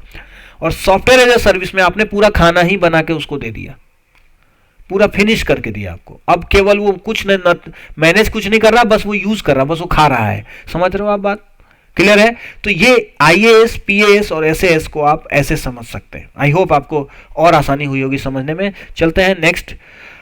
देखिए आप, ये जस्ट जो मैंने पीछे बताया उसी का एक डिजिटल ग्राफिकल रिप्रेजेंटेशन है। देखो आप, ये मोनोलिथिक वाला है, ट्रेडिशनल ऑन प्रीमाइसेस सॉफ्टवेयर जो होते थे, सर्वर्स जो होते थे, इसमें हर चीज क्लाइंट को मैनेज करना पड़ता था। वो एक सर्वर खरीदता था, फिर networking, storage, server, virtualisation, operating system, सब चीजें वो क्लाइंट ही मैनेज करता था, ठीक है। लेकिन क्लाउड के बाद इसको चेंज किया गया। क्लाउड में 3 तरीके के सर्विस, IaaS, PaaS, SaaS में देखो कैसे चीजें बदलती हैं। क्या किया क्लाउड प्रोवाइडर्स ने, IaaS अगर आप सर्विस ले रहे हो तो यहां तक अपने नेटवर्किंग, स्टोरेज, सर्वर और वर्चुअलाइजेशन तक कौन मैनेज करेगा? वेंडर, जो प्रोवाइड कर रहा है, सॉरी ऑपरेटिंग सिस्टम तक वेंडर मैनेज करेगा। कई केसेस में क्लाइंट भी ऑपरेटिंग सिस्टम को मैनेज कर सकते हैं, बट ये करके भी देता है, अगर आप चाहोगे तो ये करके भी देगा। उसके लेकिन ऊपर सारी चीजें कौन मैनेज करेगा? क्लाइंट। उसको कौन सा मिडिलवेयर चाहिए, क्या रन टाइम चाहिए, क्या डेटा वो यहाँ रख रहा है और कौन सा एप्लीकेशन रन करने वाला है, ये सब अपना क्लाइंट देखेगा। इंफ्रास्ट्रक्चर हमने बना के दे दिया, वही घर बना के दे दिया, अब तुम इसमें कहां बेड रखोगे, कहां किचन करोगे, ये तुम जानो। प्लेटफॉर्म एज ए सर्विस में देखो रन टाइम तक वेंडर मैनेज करता है, वेंडर ये रहां तक किचन तक बना के देता है। अब आप केवल अपना राशन पानी लाओ और खाना बनाओ और खाओ, समझ गए? ये था प्लेटफॉर्म एज ए सर्विस। ये क्लाइंट मैनेज करता है डेटा, यानी कि वही राशन पानी, और एप्लीकेशन यानी कि उसको बनाना, फिर आप खाइए। और सॉफ्टवेयर एज ए सर्विस में वेंडर ही हर चीज मैनेज करता है, कहां तक? एप्लीकेशन तक। इसमें बस खाना पका हुआ है, अब आप खाओ बस, जैसे माइक्रोसॉफ्ट 365 पूरा सॉफ्टवेयर बना है, आप आइए बस वर्ड, एक्सेल और एक्सेस यूज करिए। क्लियर है? तो आई होप कि ये और ज्यादा क्लियरिटी आपको दिया होगा। चलते हैं नेक्स्ट टॉपिक पे, या इसी को टाइप्स ऑफ क्लाउड भी कहते हैं। टाइप्स ऑफ क्लाउड यही है, ठीक है। देखो टाइप्स ऑफ क्लाउड क्या है। क्लाउड कितने तरह के हो सकते हैं? क्लाउड डिप्लॉयमेंट मॉडल का मतलब होता है कि क्लाउड को कैसे बनाया गया, how we made it. Deployment का मतलब है मेड करना, उसको बनाना, बिल्ड करना, ठीक है। क्लियर है? तो क्लाउड कैसे बना है, इसके आधार पर क्लाउड के 4 टाइप होते हैं। पहला है पब्लिक क्लाउड। पब्लिक क्लाउड क्या होता है? जब क्लाउड सर्विसेज पब्लिकली अवेलेबल है, आप पे कीजिए और यूज कीजिए, पे कीजिए, यूज कीजिए, पे एंड यूज, ठीक है। जैसे सुलभ शौचालय टाइप का है, पे एंड यूज, तो वो पब्लिक क्लाउड हो गया। इसके प्रोवाइडर्स कौन कौन से हैं? देखो AWS मैंने बताया, Amazon web services, Google cloud, ठीक है, IBM का क्लाउड, ओरेकल का क्लाउड, ये सब क्या है? डिजिटल ओशन है ना, ये सब क्या है? पब्लिक क्लाउड है। आप जाइए, पैसा दीजिए, इस्तेमाल करिए क्लाउड सर्विसेज। आप इंफ्रास्ट्रक्चर ले सकते हैं, प्लेटफॉर्म ले सकते हैं, सर्विसेज, दूसरे नेटवर्किंग सर्विसेज ले सकते हैं, डेटाबेस सर्विसेज ले सकते हैं, ठीक है ना। कई बार आपको मिलेगा DaaS भी, है ना, डेटाबेस एज ए सर्विस, ठीक है। तो देखो दूसरा है प्राइवेट क्लाउड। अब प्राइवेट क्लाउड क्या है, इसको समझो आप। प्राइवेट क्लाउड ऐसा क्लाउड है जो क्लाउड है, लेकिन इसका इस्तेमाल हर कोई नहीं कर सकता, इसको केवल वही करेगा जिसके लिए बना है। तो इसको कौन बनाता है? कोई ऑर्गेनाइजेशन इसको क्रिएट करवाती है, या करवाती है, कह लो। करवाने का मतलब है, जाहिर सी बात है, जो इस क्लाउड को बनाना जानेगा, क्लाउड में कैसे चीजें मैनेज होती वही करेगा, लेकिन वो अपनी एक टीम लगती है और टीम की मदद से कोई ऑर्गेनाइजेशन अपना पर्सनल क्लाउड सर्वर बनवाती है और उसका इस्तेमाल वो खुद अपने सिस्टम के लिए करती है, ठीक है। जैसे IRCTC ले लो, बैंक ले लो, ये सब क्या है? ये अपने क्लाउड बनाते हैं प्राइवेट, और इनका इस्तेमाल कोई दूसरा नहीं कर सकता है, पे करके भी नहीं कर सकते। ये इनका प्राइवेट अपना सर्विस प्रोवाइडर है, प्राइवेट क्लाउड, ठीक है। तीसरा है कम्युनिटी क्लाउड। कम्युनिटी क्लाउड में क्या हो गया कि जब एक जैसे गोल वाले कुछ लोग मिल जाएं या कुछ ऑर्गेनाइजेशन मिल जाए, जैसे सभी बैंक मिल गए, अब इनके एक जैसे गोल हैं बैंकिंग सर्विसेज, तो उन्होंने मिलकर एक क्लाउड बनाया, सारे बैंकों ने। तो ये सारे बैंक इसका इस्तेमाल कर रहे हैं। तो एक कम्युनिटी जब एक क्लाउड का इस्तेमाल करती है तो उसे हम क्या कहते हैं? Community cloud. मतलब वो पूरे कम्युनिटी के लिए अवेलेबल है, लेकिन सभी के लिए, पब्लिक नहीं है पूरी तरह। देखो, तो अगर आप कम्युनिटी क्लाउड को देखोगे तो ये क्या है? ये दोनों का मिक्सअप है, पब्लिक भी है ये और प्राइवेट भी है साथ में, है ना। पब्लिक भी है, पब्लिक इन सारे बैंक जो उसके शेयर होल्डर्स हैं, जो उनके पार्टिसिपेंट्स हैं, उन सब के लिए वो पब्लिक है, लेकिन उसके बाहर के लोगों के लिए वो प्राइवेट है। तो ये कम्युनिटी क्लाउड होती है, ठीक है। एक जैसे गोल वाले, एक जैसे एम वाले, एक जैसे रिक्वायरमेंट वाले लोग मिलकर जब कोई क्लाउड बनाते हैं और उसका इस्तेमाल करते हैं तो इसे कम्युनिटी क्लाउड कहते हैं। और नेक्स्ट है हाइब्रिड क्लाउड। हाइब्रिड क्या है? हाइब्रिड वर्ड जहां आ जाए आप समझ जाना, एक से ज्यादा। तो जब आप कभी क्लाउड में, किसी क्लाउड में इन सभी का इस्तेमाल करते हो, एक से ज्यादा का, मतलब कोई पब्लिक क्लाउड है उसमें कुछ पार्ट प्राइवेट है तो वो हाइब्रिड हो गया। कुछ प्राइवेट है लेकिन उसमें कुछ पार्ट पब्लिक है तो उसे वो हाइब्रिड हो गया। कम्युनिटी है, उसमें कुछ पार्ट पूरी तरह प्राइवेट है या कुछ पार्ट पूरी तरह पब्लिक है, तो ये हाइब्रिड हो गए, ठीक है। तो आपको लगेगा कि ये ऐसा कैसे होगा? ऐसा हो सकता है, बहुत आसान है। जैसे IRCTC की बात कर लो, तो IRCTC के कुछ क्लाउड सर्विसेज आप इस्तेमाल कर सकते हो पे करके, है ना, लेकिन कुछ चीजें केवल IRCTC ही इस्तेमाल करता है ना। तो इसमें दोनों हो गए, पब्लिक भी है, वो पे एज यूज है, और प्राइवेट भी है। समझ रहे हो ना बात? तो इस तरह की चीजें मतलब इतने टाइप्स हैं क्लाउड के, और इसी को डिप्लॉयमेंट मॉडल्स भी कहते हैं। आई होप कि आपको समझ में आ गया होगा। इस तरह के क्वेश्चंस अगर इससे आएंगे तो आप आसानी से सॉल्व कर पाएंगे। अब बात करते हैं लाइफ साइकिल की। क्लाउड कंप्यूटिंग में फेजेस कितने होते हैं? तो क्लाउड कंप्यूटिंग में देखो ये 5 फेजेस एक्चुअली में होते हैं, कई बुक्स 4 कहते हैं, ठीक है। पहला फेज होता है क्लाउड कंप्यूटिंग की बात क्या है, फेज हम जोड़ किससे रहे हैं वो देखो। आप जब आप कोई एप्लीकेशन बनाते हो और उसको क्लाउड पर ले जाकर होस्ट करते हो, क्लाउड पर रखते हो, तो उस शुरू से लेकर क्लाउड तक ले जाने में कितने स्टेप्स होंगे, क्या फेजेस होंगी, उसकी बात हम कर रहे हैं। तो सबसे पहले आप अपने सॉफ्टवेयर एप्लीकेशन के बारे में प्लान करते हो, स्ट्रेटेजी बनाते हो, फिर उसका एनालिसिस करके उसको डिजाइन करते हो, डिजाइन करने के बाद उसको माइग्रेट करते हो। माइग्रेशन का मतलब है, माइग्रेशन के लिए ही साथ एक इंप्लीमेंटेशन वर्ड लिखा है, देखो माइग्रेशन और इंप्लीमेंटेशन का मतलब है कि आपका सॉफ्टवेयर बन गया, जब तक आप सॉफ्टवेयर बनाते हो वो लोकल पे रहता है, आपके अपने कंप्यूटर पे रहता है, या डेवलपर से बना रहे हो तो डेवलपर के कंप्यूटर पे बना रहता है। लेकिन अब आपको बनने के बाद आपको उसको कहां भेजना पड़ता है? सर्वर पे। सर्वर का मतलब क्या है? क्लाउड पे। सर्वर मतलब क्लाउड। तो आप उसको माइग्रेट करते हैं। माइग्रेट करने का मतलब एक जगह से दूसरी जगह ले जाना। आप उस सॉफ्टवेयर को जो आपके लोकल में, आपके लोकल कंप्यूटर में या डेवलपर के लोकल कंप्यूटर में बन गया था, तैयार था, उसको आप अपने क्लाउड सर्वर पे ट्रांसफर कर रहे हैं या इंप्लीमेंट कर रहे हैं, ठीक है ना। कौन सी सर्विस आपने खरीदी है उसके हिसाब से आपको ये सारे काम करने पड़ेंगे। जैसे अगर आपने IaaS खरीदा है क्लाउड का, तो आपको ऑपरेटिंग सिस्टम लगाना पड़ेगा, रन टाइम लगाना पड़ेगा, तो इंप्लीमेंट करना पड़ेगा। और अगर आपने सीधे क्या खरीदा है, PaaS खरीदा है, तो आप केवल माइग्रेट कर दोगे, राइट। तो माइग्रेशन फेज आता है। फिर है मैनेजमेंट एंड मॉनिटरिंग। जब आप माइग्रेट कर देते हो, एप्लीकेशन रन होने लगता है, तो आपको उसको मैनेज करना पड़ता है। यूजर कितने आ रहे हैं, कितने जा रहे हैं, किसी यूजर को प्रॉब्लम तो नहीं हो रहा। मॉनिटरिंग करते हो आप, नेटवर्किंग ठीक से काम कर रही, रिक्वेस्ट हो तो रहा है, ये सब रिक्वेस्ट को फुलफिल कर पा रहे हैं, ये सब चीजें मॉनिटरिंग करते हो। 5वां फेज है ऑप्टिमाइजेशन। जाहिर सी बात है, जब एक बार कोई सॉफ्टवेयर बनता है तो वो पहली बार में ही एकदम से 100% फास्ट और पूरी तरह से कैपेबल नहीं होता। उसमें हमेशा इंप्रूवमेंट की गुंजाइश होती है। तो उसमें अपने सॉफ्टवेयर में हमेशा ऑप्टिमाइज करते रहना, उसको और इंप्रूव करते रहना, ये ऑप्टिमाइजेशन फेज है। ये 5 फेजेस होती हैं। कई बुक क्या करते हैं, इन दोनों फेज को मिक्स कर देते हैं, मिक्स करके इसी को बना देते हैं प्लानिंग एंड डिजाइन, ठीक है। प्लानिंग एंड डिजाइन, तो फिर ये 4 बच जाता है। Planning and design, migration, management and optimisation, 4 phase बन जाते हैं।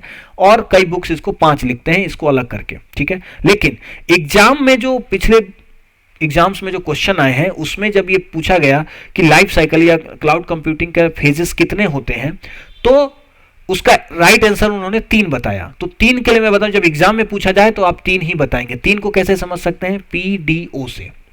किसी क्लाउड कंप्यूटिंग की 3 ही फेज होती है, मतलब 3 फेज होती है। एग्जाम पॉइंट ऑफ व्यू से मैं बता रहा हूं। PDO क्या? P से क्या है? प्लानिंग, ठीक है ना। D से क्या है? डेवलपमेंट। पहले आप प्लान करोगे सॉफ्टवेयर का, फिर डेवलप करोगे, और उसके बाद इसको क्या करोगे? ऑपरेशन। जब डेवलप ये हो जाएगा तो ये क्या होगा? क्लाउड पर जाकर ऑपरेट करने लगेगा। क्लियर है? ये 3 फेज माना जाता है, 3 फेज माना जाता है एग्जाम के पॉइंट ऑफ व्यू से। एग्जाम 3 ही आंसर देता है। तो प्लानिंग, डेवलपमेंट एंड ऑपरेशन, ये मैंने आपको जानकारी के हिसाब से बताया, ये कॉन्सेप्चुअली यही सही है। सारे बुक आपको इतने ही बात करेंगे, लेकिन एग्जाम इन तीनों को मानता है, तो आप 3 ही आंसर देंगे। 3 फेज होते हैं क्लाउड कंप्यूटिंग में। क्लियर है? Planning, development, operation, okay, PDO। चलिए नेक्स्ट टॉपिक देखते हैं, माइग्रेशन स्ट्रेटेजी। देखो माइग्रेशन स्ट्रेटेजी अभी मैंने जस्ट 1-2 मिनट पहले डिस्कस किया कि जब आप अपना एप्लीकेशन बना लेते हो तो उसको अपने लोकल कंप्यूटर से कहां? क्लाउड पर माइग्रेट करना पड़ता है, ट्रांसफर करना पड़ता है, राइट। लोकल कंप्यूटर से क्लाउड पर। तो ये माइग्रेशन जो हम कर रहे हैं लोकल कंप्यूटर से क्लाउड पर, इसके 7 स्ट्रेटेजीज हो सकती हैं, और उन 7 स्ट्रेटेजी का नाम R से ही शुरू होता है। तो इसको कहते हैं माइग्रेशन स्ट्रेटेजी, द 7 R's, ठीक है। तो क्वेश्चन इससे पूछा जाता है कई बार। तो आपको क्या करना है, बस ये 7 R से बनने वाले वर्ड को याद कर लेना है, ठीक है। और मैं इसको धीरे छोटा सा समझा भी दे रहा हूं। देखो, आपने एक एप्लीकेशन अपने लोकल पे बनाया है, ये कोई एप्लीकेशन है। अगर आपको सेम टू सेम, बिना इसमें कोई बदलाव किए, अगर आप इसको क्लाउड पे ट्रांसफर कर रहे हो, माइग्रेट कर रहे हो, तो हम उसे कहेंगे रीहोस्टिंग। रीहोस्ट कर रहे हैं बस। अभी आपका एप्लीकेशन आपके लोकल कंप्यूटर पे होस्टेड था, अब आप इसको क्लाउड पे होस्ट कर रहे हो, रीहोस्ट कर रहे हो, जस्ट ट्रांसफर, जस्ट हूबहू ट्रांसफर। लेकिन कई बार क्या होता है कि क्लाउड पे आपने जो प्लेटफॉर्म लिया है वो थोड़ा सा अलग है आपके लोकल प्लेटफॉर्म से। जैसे मेरे पास मैक कंप्यूटर था, मैक पे मैंने कोई एप्लीकेशन बनाया, लेकिन जो मैंने होस्ट लिया है वो लाइनक्स का है। तो हो सकता है मुझे थोड़ा सा बदलाव अपने एप्लीकेशन में करना पड़े, एकदम मामूली सा, खाली प्लेटफॉर्म के हिसाब से। तो उस केस में माइग्रेशन स्ट्रेटेजी बदल जाएगी और हम कौन सी स्ट्रेटेजी यूज करनी पड़ेगी, रीप्लेटफॉर्म। मुझे अपने एप्लीकेशन में माइग्रेशन से पहले थोड़ा सा बदलाव करना पड़ेगा ताकि वो उस प्लेटफॉर्म को, क्लाउड के प्लेटफॉर्म को एक्सेप्ट कर पाए, उस पर रन हो पाए। तो इस स्ट्रेटेजी को कहते हैं रीप्लेटफॉर्म। देखो प्लेटफॉर्म चेंज कर रहे हैं तो हम अपने एप्लीकेशन में थोड़ा सा चेंज कर रहे हैं प्लेटफॉर्म के हिसाब से। नेक्स्ट है रीपर्चेस, पहले लिखा हुआ है, मैं रीफैक्टर को पहले बताता हूं। रीफैक्टर, री आर्किटेक्ट। रीफैक्टरिंग क्या होता है कि मान लो आपने जो क्लाउड फीचर, आपने जो एप्लीकेशन बनाया था वो आपने किसी और कॉन्सेप्ट से बनाया था, बहुत अच्छा चल रहा आपका एप्लीकेशन, लेकिन जब आप क्लाउड को लेने गए तो आपको लगा कि अरे क्लाउड के पास ये जो सर्विस प्रोवाइडर है क्लाउड में बहुत सारी और फीचर्स दे रहा है, कुछ एआई के फीचर दे रहा है, कुछ और भी फीचर्स इसके पास है, इसका इस्तेमाल मैं अपने एप्लीकेशन में करके अपने एप्लीकेशन को और इंप्रूव कर सकता हूं, राइट।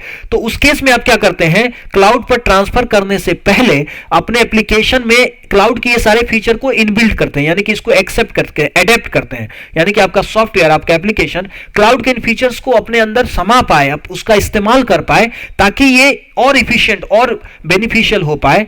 तो इस केस में हम क्या करते हैं, रीफैक्टरिंग कहते हैं। जो सॉफ्टवेयर के टर्म्स हैं उसमें रीफैक्टर का मतलब होता है किसी चीज में बदलाव करना, किसी सॉफ्टवेयर में बदलाव करना। देखो इसका एक और वर्ड री आर्किटेक्ट भी कहते हैं कई बार। तो पहले आप अपने एप्लीकेशन को रीफैक्टर कहते हैं, क्लाउड के फीचर्स को इस्तेमाल करने के हिसाब से उसमें बदलाव करते हैं और फिर उसको माइग्रेट करते हैं, यानी कि क्लाउड पर पुश करते हैं, ठीक है। तो ये हो गया रीफैक्टर। तो रीप्लेटफॉर्म से ये रीप्लेटफॉर्म में बहुत माइनर सा चेंजेस होता है, जबकि रीफैक्टरिंग में हम एक बहुत रीआर्किटेक्ट पूरा दोबारा डिजाइन हो रहा होता है अपने सॉफ्टवेयर का। तो ये रीफैक्टरिंग है, ठीक है। नेक्स्ट है रीपर्चेस। रीपर्चेस में क्या होता है कि आपका एप्लीकेशन था नॉर्मल, अब आप क्या चाहते हैं, इसे आप सास में बदलना चाहते हैं, सॉफ्टवेयर एज ए सर्विस। आप चाहते हैं कि आपका एप्लीकेशन अब रेंटिंग वाला हो जाए, लोगों को इसका इस्तेमाल करने के लिए बाय करना पड़े, ठीक है ना। तो ऐसे केस में देखो बाय मैं क्यों यूज कर रहा हूं कि ताकि आप इसको इससे याद रह पाए, परचेस, है ना।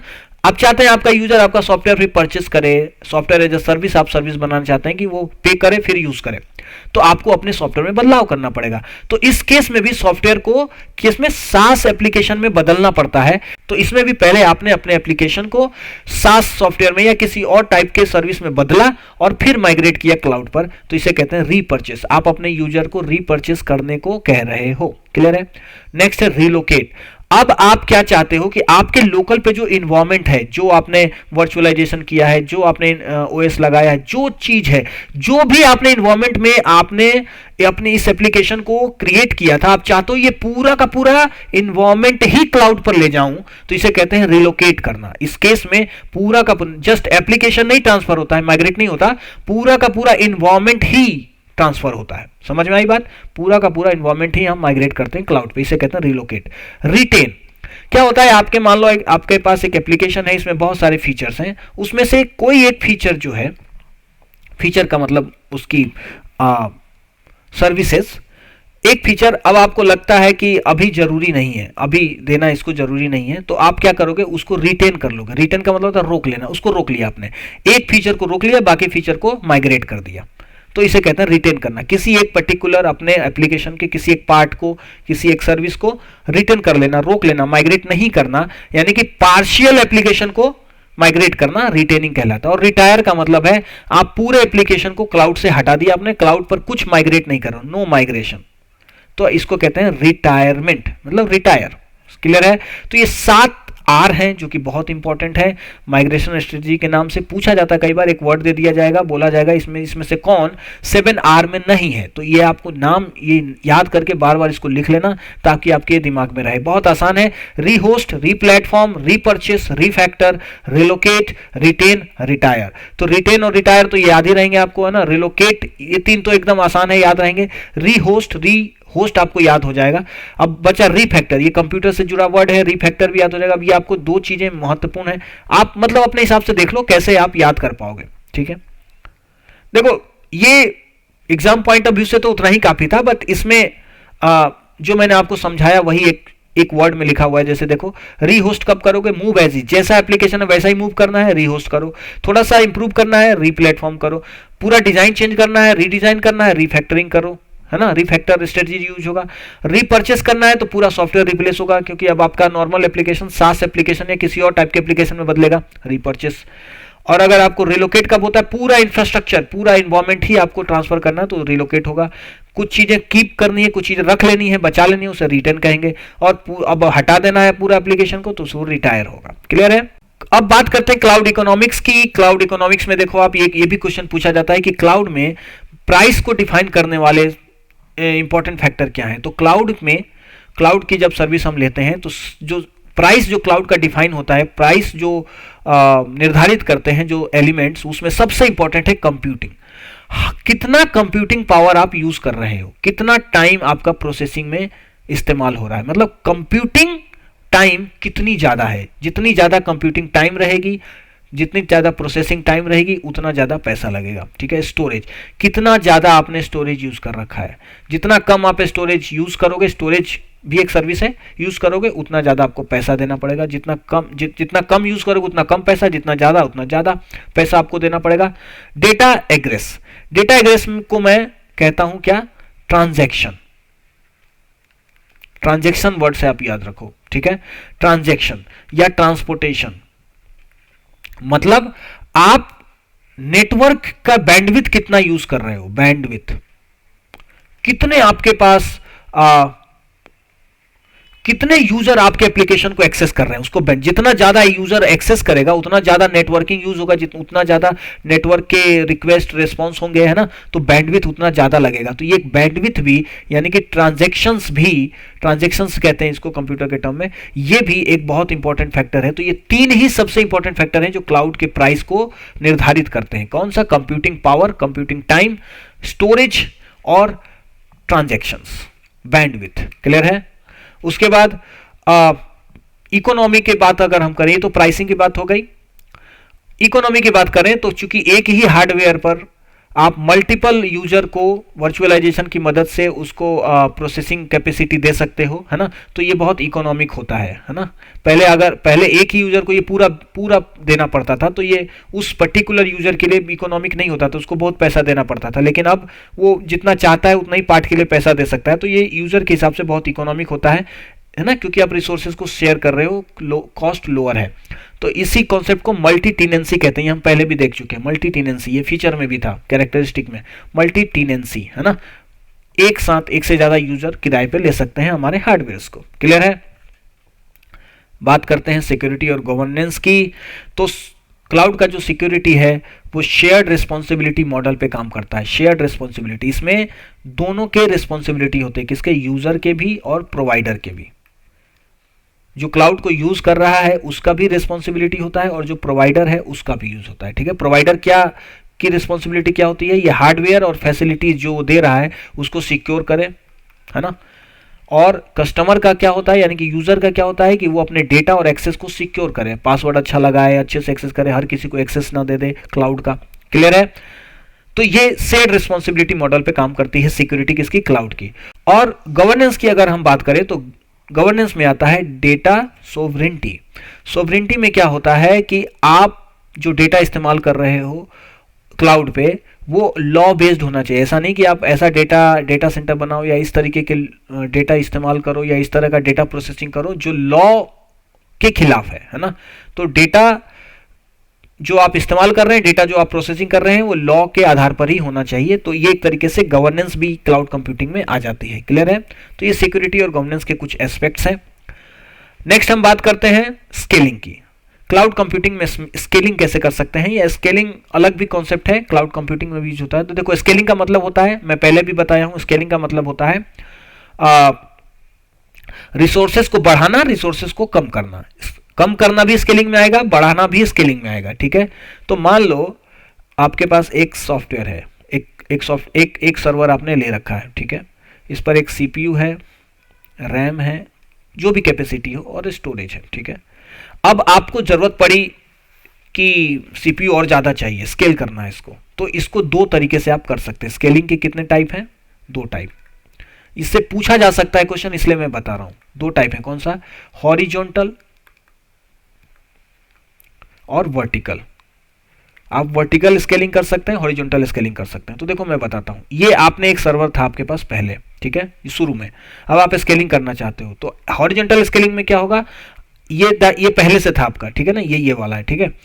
आपने क्या किया, इसी तरह का एक और सर्वर लगा लिया, इसमें भी कुछ सीपीयू है, रैम है, तो ये हॉरिजॉन्टल हुआ। अगर आपको और जरूरत पड़ी तो एक तीसरा सर्वर लगा लिया, समझ गए, और जरूरत पड़ी चौथा सर्वर लगा। देखो हॉरिजॉन्टली बढ़ रहा है ना, इसे कहते हैं हॉरिजॉन्टल स्केलिंग। आप नए पूरा का पूरा सिस्टम ही, नया सर्वर ही आप लगाते जा रहे हो, इसे हॉरिजॉन्टल स्केलिंग कहते हैं। वर्टिकल स्केलिंग में क्या होगा, ये आपका ये वाला सर्वर था, इसमें कुछ सीपीयू था, कुछ रैम था, कुछ स्टोरेज था, ठीक है। आपको जरूरत पड़ी और कंप्यूटिंग पावर की, तो आपने एक और सीपीयू इसी में जोड़ दिया। इसी में देखो सर्वर, नया सर्वर नहीं लाए हम, इसी में और सीपीयू जोड़ दिया, इसी में और रैम जोड़ दिया, इसी में और स्टोरेज जोड़ दिया, और जरूरत पड़ी और सीपीयू जोड़ दिया, और स्टोरेज जोड़ दिया, और रैम जोड़ दिया। क्लियर है? तो इसे कहते हैं वर्टिकल स्केलिंग। देखो वर्टिकली आप बढ़ा रहे हो अपनी पावर को, ठीक है। तो ये दो तरीके की स्केलिंग हम समझ सकते हैं, आपके लिए इतना काफी है, इससे ज्यादा जाने की जरूरत नहीं है। बस एक चीज समझ लेना कि वर्टिकल स्केलिंग में लिमिट्स होती हैं, है ना। देखो आप अभी यहीं पर आप समझ गए कि इससे ज्यादा आप सीपीयू नहीं लग सकता, फिर अब दूसरे बॉक्स की या दूसरे सर्वर की जरूरत पड़ेगी। तो वर्टिकल स्केलिंग में आप लिमिटेड स्केलिंग ही कर सकते हो, जबकि हॉरिजॉन्टल स्केलिंग में आप बहुत जितना चाहो उतना स्केलिंग कर सकते हो, बट ये स्पेस भी ज्यादा लेता है, इसका खर्च भी ज्यादा होता है। क्लियर है? नेक्स्ट टॉपिक पे हम देखते हैं फीचर्स। एक बार फिर से आप देख लो, क्लाउड कंप्यूटिंग हम पढ़ कर आ चुके हैं पूरा। क्लाउड कंप्यूटिंग फ्लेक्सिबिलिटी प्रोवाइड करता है, पे पर यूज देता है, रिमोट एक्सेस इंटरनेट की मदद से, सर्वर मेंटेनेंस बहुत इजी है, इफिशिएंट बैकअप आसानी से ले सकते हो, फाइल शेयरिंग बहुत आसानी से कर सकते हो, रिसोर्स पूलिंग करता ही है, और सर्विस की क्वालिटी बहुत ज़्यादा अच्छी रहती है, ठीक है। तो इस फीचर्स में मैं एक चीज़ और जोड़ना चाहूँगा जो कि मैंने पहले डिस्कस नहीं की, उसमें है क्लाउड कंप्यूटिंग और जो पहले वाली कंप्यूटिंग जो अभी भी थोड़ी बहुत इस्तेमाल हो रही है, उसमें क्या फर्क है एक्चुअली। कैपेक्स और ओपेक्स। देखो पहले के जो सिस्टम थे वो कैपेक्स का इस्तेमाल करते थे, यानी कि वो कैपेक्स पर बेस्ड थे। कैपेक्स का फुल फॉर्म क्या है? कैपेक्स का फुल फॉर्म है कैपिटल एक्सपेंडिचर।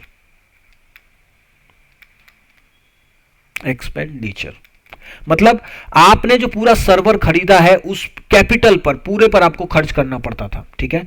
लेकिन जब से क्लाउड आया तो क्लाउड ओपेक्स कॉन्सेप्ट पर काम करता है। ओपेक्स, एक्स मतलब एक्स मतलब एक्सपेंडिचर, ओप मतलब ऑपरेशन एक्सपेंडिचर। ये बहुत इंपॉर्टेंट टर्म है, इससे क्वेश्चन आ सकता है, इसलिए आप इसको ध्यान रखेंगे। कैपेक्स कब था? पुराने, जब हम एक पूरा मोनोलिथिक सिस्टम सर्वर ही खरीद लेते थे, है ना, उस समय हम क्या करते, पूरे कैपिटल के लिए पैसा पे करते थे, एक्सपेंडिचर करते थे, है ना। पूरे कैपिटल, कॉमर्स के टर्म में कैपिटल का मतलब होता है पूरा सिस्टम, है ना, कैपिटल।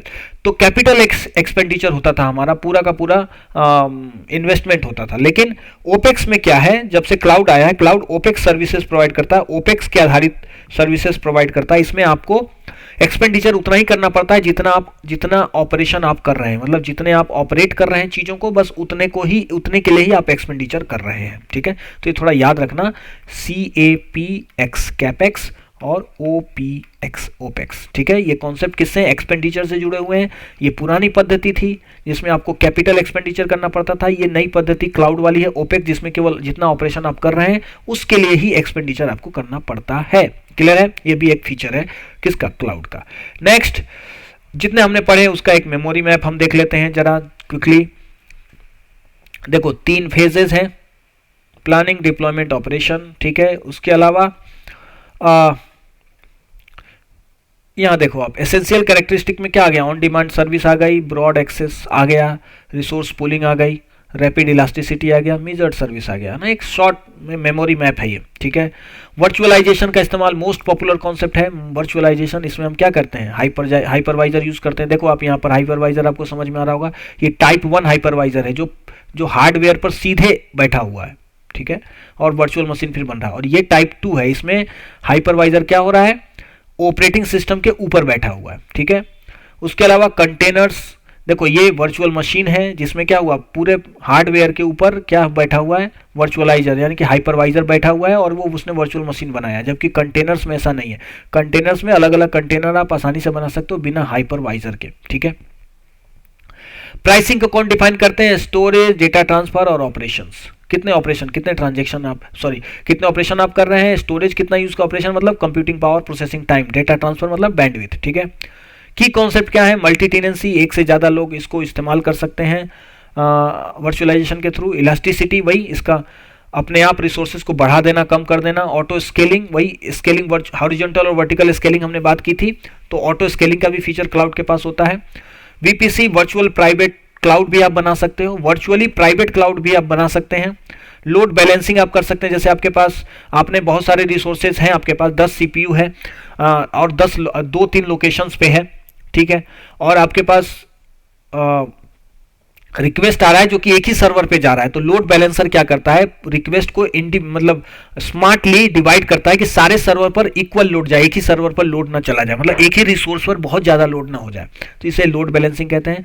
डिजास्टर रिकवरी, ये भी बहुत इंपॉर्टेंट कॉन्सेप्ट है, कई बार इसको डीआर लिखा जाता है, डीआर, डिजास्टर रिकवरी। तो क्लाउड के कॉन्सेप्ट में डीआर बहुत इंपॉर्टेंट है, क्योंकि क्लाउड में क्या होता है, बैकअप अपने आप बनता रहता है, तो कभी कुछ अनहोनी हुई तो उस केस में आपका डेटा बैकअप से आप डेटा वापस ले सकते हो, तो डिजास्टर रिकवरी इसको कहते हैं। इसके लिए भी बहुत सारे टूल्स हैं जो इस्तेमाल किए जाते हैं, लेकिन हमारा स्कोप वो नहीं है, तो इसलिए हम इसको बस टर्म पे छोड़ रहे हैं। बस आप समझ लो डिजास्टर रिकवरी क्लाउड में क्या होता है, बैकअप टाइप का चीज़ है ये, है ना। बैकअप के कारण जब कोई अनहोनी हो जाती है, डेटा हमारा किसी तरह लॉस्ट हो गया, तो हम उसको बैकअप से ला सकते हैं। 7 आवर ऑफ माइग्रेशन हम देख चुके हैं, रीहोस्ट, रीफैक्टर और रिटायर, 3 यहाँ दिए हुए, बाकी 7 आप जानते हैं, लिख देता हूँ।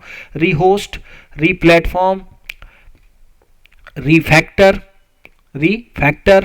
रीपरचेस, है ना, रीलोकेट, फिर रीटेन, फिर रिटायर, है ना। ये 7 आर हैं, आप याद कर लेना इसको। सिक्योरिटी में कॉन्फिडेंशियलिटी, जो जिसको चाहिए, जो जिसको यूजर एक्सेस है बस वही यूज कर सकता है। इंटीग्रिटी और अवेलेबिलिटी, हमेशा अवेलेबल रहता है, इंटीग्रिटी इसकी हमेशा बनी रहती है, और कॉन्फिडेंशियल रहता है, ठीक है, क्लाउड। क्योंकि क्लाउड पे दो लेवल पे सिक्योरिटी है ना, एक तो प्रोवाइडर भी प्रोवाइड करता है, हार्डवेयर वगैरह को सिक्योर करता है, और क्लाइंट अपनी तरफ से पासवर्ड इन सब लगा के एक्सेस को मैनेज करता है। क्लियर है यहाँ तक बात? अब हम देख लेते हैं सर्विस मॉडल्स, कौन कौन से सर्विस क्लाउड प्रोवाइड करता है। IaaS, ठीक है, स्टोरेज, वर्चुअल मशीन, ये सब IaaS के थ्रू दिए जाते हैं। प्लेटफॉर्म, इसमें PaaS, क्या रन करना है आपको, उसके लिए प्लेटफॉर्म दिया जाएगा। सर्विसेज में डायरेक्ट सॉफ्टवेयर, SaaS, सॉफ्टवेयर को ही एज अ सर्विस प्रोवाइड किया जाता है। ये मैं तीनों बता चुका हूँ। इसके अलावा मैंने FaaS बताया आपको, सर्वरलेस कंप्यूटिंग। NAS भी है, network as a service. DAS है, डेटाबेस एज अ सर्विस, बहुत सारे और भी दूसरे हैं। डिप्लॉयमेंट मॉडल्स हम देख चुके हैं, पब्लिक हो सकता है, प्राइवेट हो सकता है, हाइब्रिड और कम्युनिटी। क्लियर है? आई होप आपको ये सारी चीजें क्लियर होंगी। ये जस्ट मैं एक शॉर्ट में आपको इसलिए दिखा रहा हूं ताकि आपका मेमोरी मैप हो पाए, रीकैप हो पाए। यहां देखते हैं सर्वरलेस कंप्यूटिंग में कौन आ गया, कोड ओनली नो सर्वर, ये FaaS है, ठीक है, यहां लिखा नहीं है, ये लिखा है यहां पे छोटा सा, सॉरी ये छोटा है थोड़ा तो, बट आप काम चलाओ इसी से। FaaS है ये, सर्वरलेस कंप्यूटिंग, ठीक है। नेक्स्ट, इसके और फीचर क्या है, स्केलेबल है, कॉस्ट इफेक्टिव होता है, बैकअप और डीआर देता है हमें कौन, क्लाउड। डीआर मतलब क्या है, डिजास्टर रिकवरी, बैकअप और डिजास्टर रिकवरी के फीचर्स हमें क्लाउड से मिलते हैं। स्केलेबल होता है, स्केलेबल मैंने बताया आपको, जैसे जरूरत पड़ेगी उस तरह हम नए रिसोर्सेज जोड़े जा सकते हैं, उसी को स्केलेबिलिटी कहते हैं। कॉस्ट इफेक्टिव होता है, जितना हम यूज कर रहे हैं उतना ही पैसा दे रहे हैं, पे पर यूज। की पॉइंट्स आप देखें, मल्टी टेनेंसी है ये, इलास्टिसिटी होती है इसके पास, ऑटो स्केलिंग होती है इसके पास, VPC वर्चुअल प्राइवेट क्लाउड बना सकते हैं हम, लोड बैलेंसिंग है, डिजास्टर रिकवरी है, तो ये सब हम ऑलरेडी देख चुके। इंपॉर्टेंट टर्म्स में आप देख लो, IaaS, PaaS, SaaS, ये बहुत इंपॉर्टेंट टर्म्स हैं। Infrastructure as a service, platform as a service, software as a service. Virtual machine, virtualisation के थ्रू हम क्या बनाते हैं, वर्चुअल मशीन से मैं ऑलरेडी क्लियर कर चुका हूँ। SLA, IAM है ना। SLA और IAM क्या है, देखो मैं बता देता हूँ। SLA का फुल फॉर्म है सर्विस लेवल एग्रीमेंट, है ना, अगर शायद पूछ दे।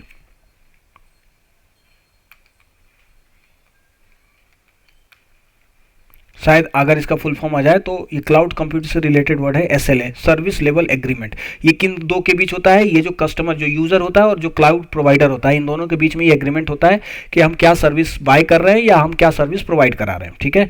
उसके अलावा ये जो IAM है, ये भी एक क्लाउड का कॉन्सेप्ट है। ये क्लाउड के प्रोवाइडर जो है, क्लाउड प्रोवाइडर वो डिफाइन करता है या इसके निर्धारित करता है। IAM होता है आइडेंटिटी एंड एक्सेस मैनेजमेंट। यानी कि कौन क्लाउड सर्विसेज को इस्तेमाल कर सकता है, कौन एक्सेस कर सकता है, कौन इसमें लॉगिन करके क्या सर्विसेज कस्टमर के पास है वो देख सकता है। ये सारी चीज़ें, इन सारी चीज़ों को मैनेज करता है कौन, क्लाउड प्रोवाइडर। ठीक है, तो इसमें जाहिर सी बात है जो यूज़र है, जो कस्टमर है, उसका भी अपना रोल होता है, उसको भी अपने सारी चीज़ों को सिक्योर करके रखना चाहिए। तो IAM और SLA, इसको थोड़ा सा आप देख लेना, इसका फुल फॉर्म। SLA क्या है, सर्विस लेवल एग्रीमेंट, जो क्लाउड प्रोवाइडर और कस्टमर के बीच होता है। IAM क्या है, आइडेंटिटी एंड एक्सेस मैनेजमेंट, जिसकी जरूरत बहुत ज्यादा होती है सिक्योरिटी के लिए। ठीक है, API, एप्लीकेशन प्रोग्रामिंग इंटरफेस, ये में हम लोग पहले भी डिस्कस कर चुके हैं। क्लाउड में बहुत सारे काम API के थ्रू होते हैं। इसके अलावा एक और टर्म मैं आपको बता रहा हूं, SOA। कई बार ये भी आपके में आ सकता है टर्म SOA। SOA का फुल फॉर्म होता है service oriented architecture. Service oriented architecture. पहले क्या था, पहले सर्वर ओरिएंटेड है, सर्वर आप ले लो और काम करो। लेकिन क्लाउड का कॉन्सेप्ट कैसा है, SOA का कॉन्सेप्ट क्लाउड पे काम करता है। क्लाउड काम करता है सर्विस ओरिएंटेड आर्किटेक्चर पे। आपको जो सर्विस चाहिए बस उसका आप उसके लिए पे करिए, उसको किराए पे लीजिए, बाय करिए और इस्तेमाल करिए। क्लियर है? तो ये था क्लाउड कंप्यूटिंग के बारे में। आई होप आपको चीजें समझ में आई होंगी और आपको बहुत मदद मिली होगी क्लाउड कंप्यूटिंग को समझने में। तो मिलते हैं नेक्स्ट वीडियो में किसी नए टॉपिक पर। तब तक पढ़ते रहिए, मस्त रहिए, स्वस्थ रहिए। Thank you.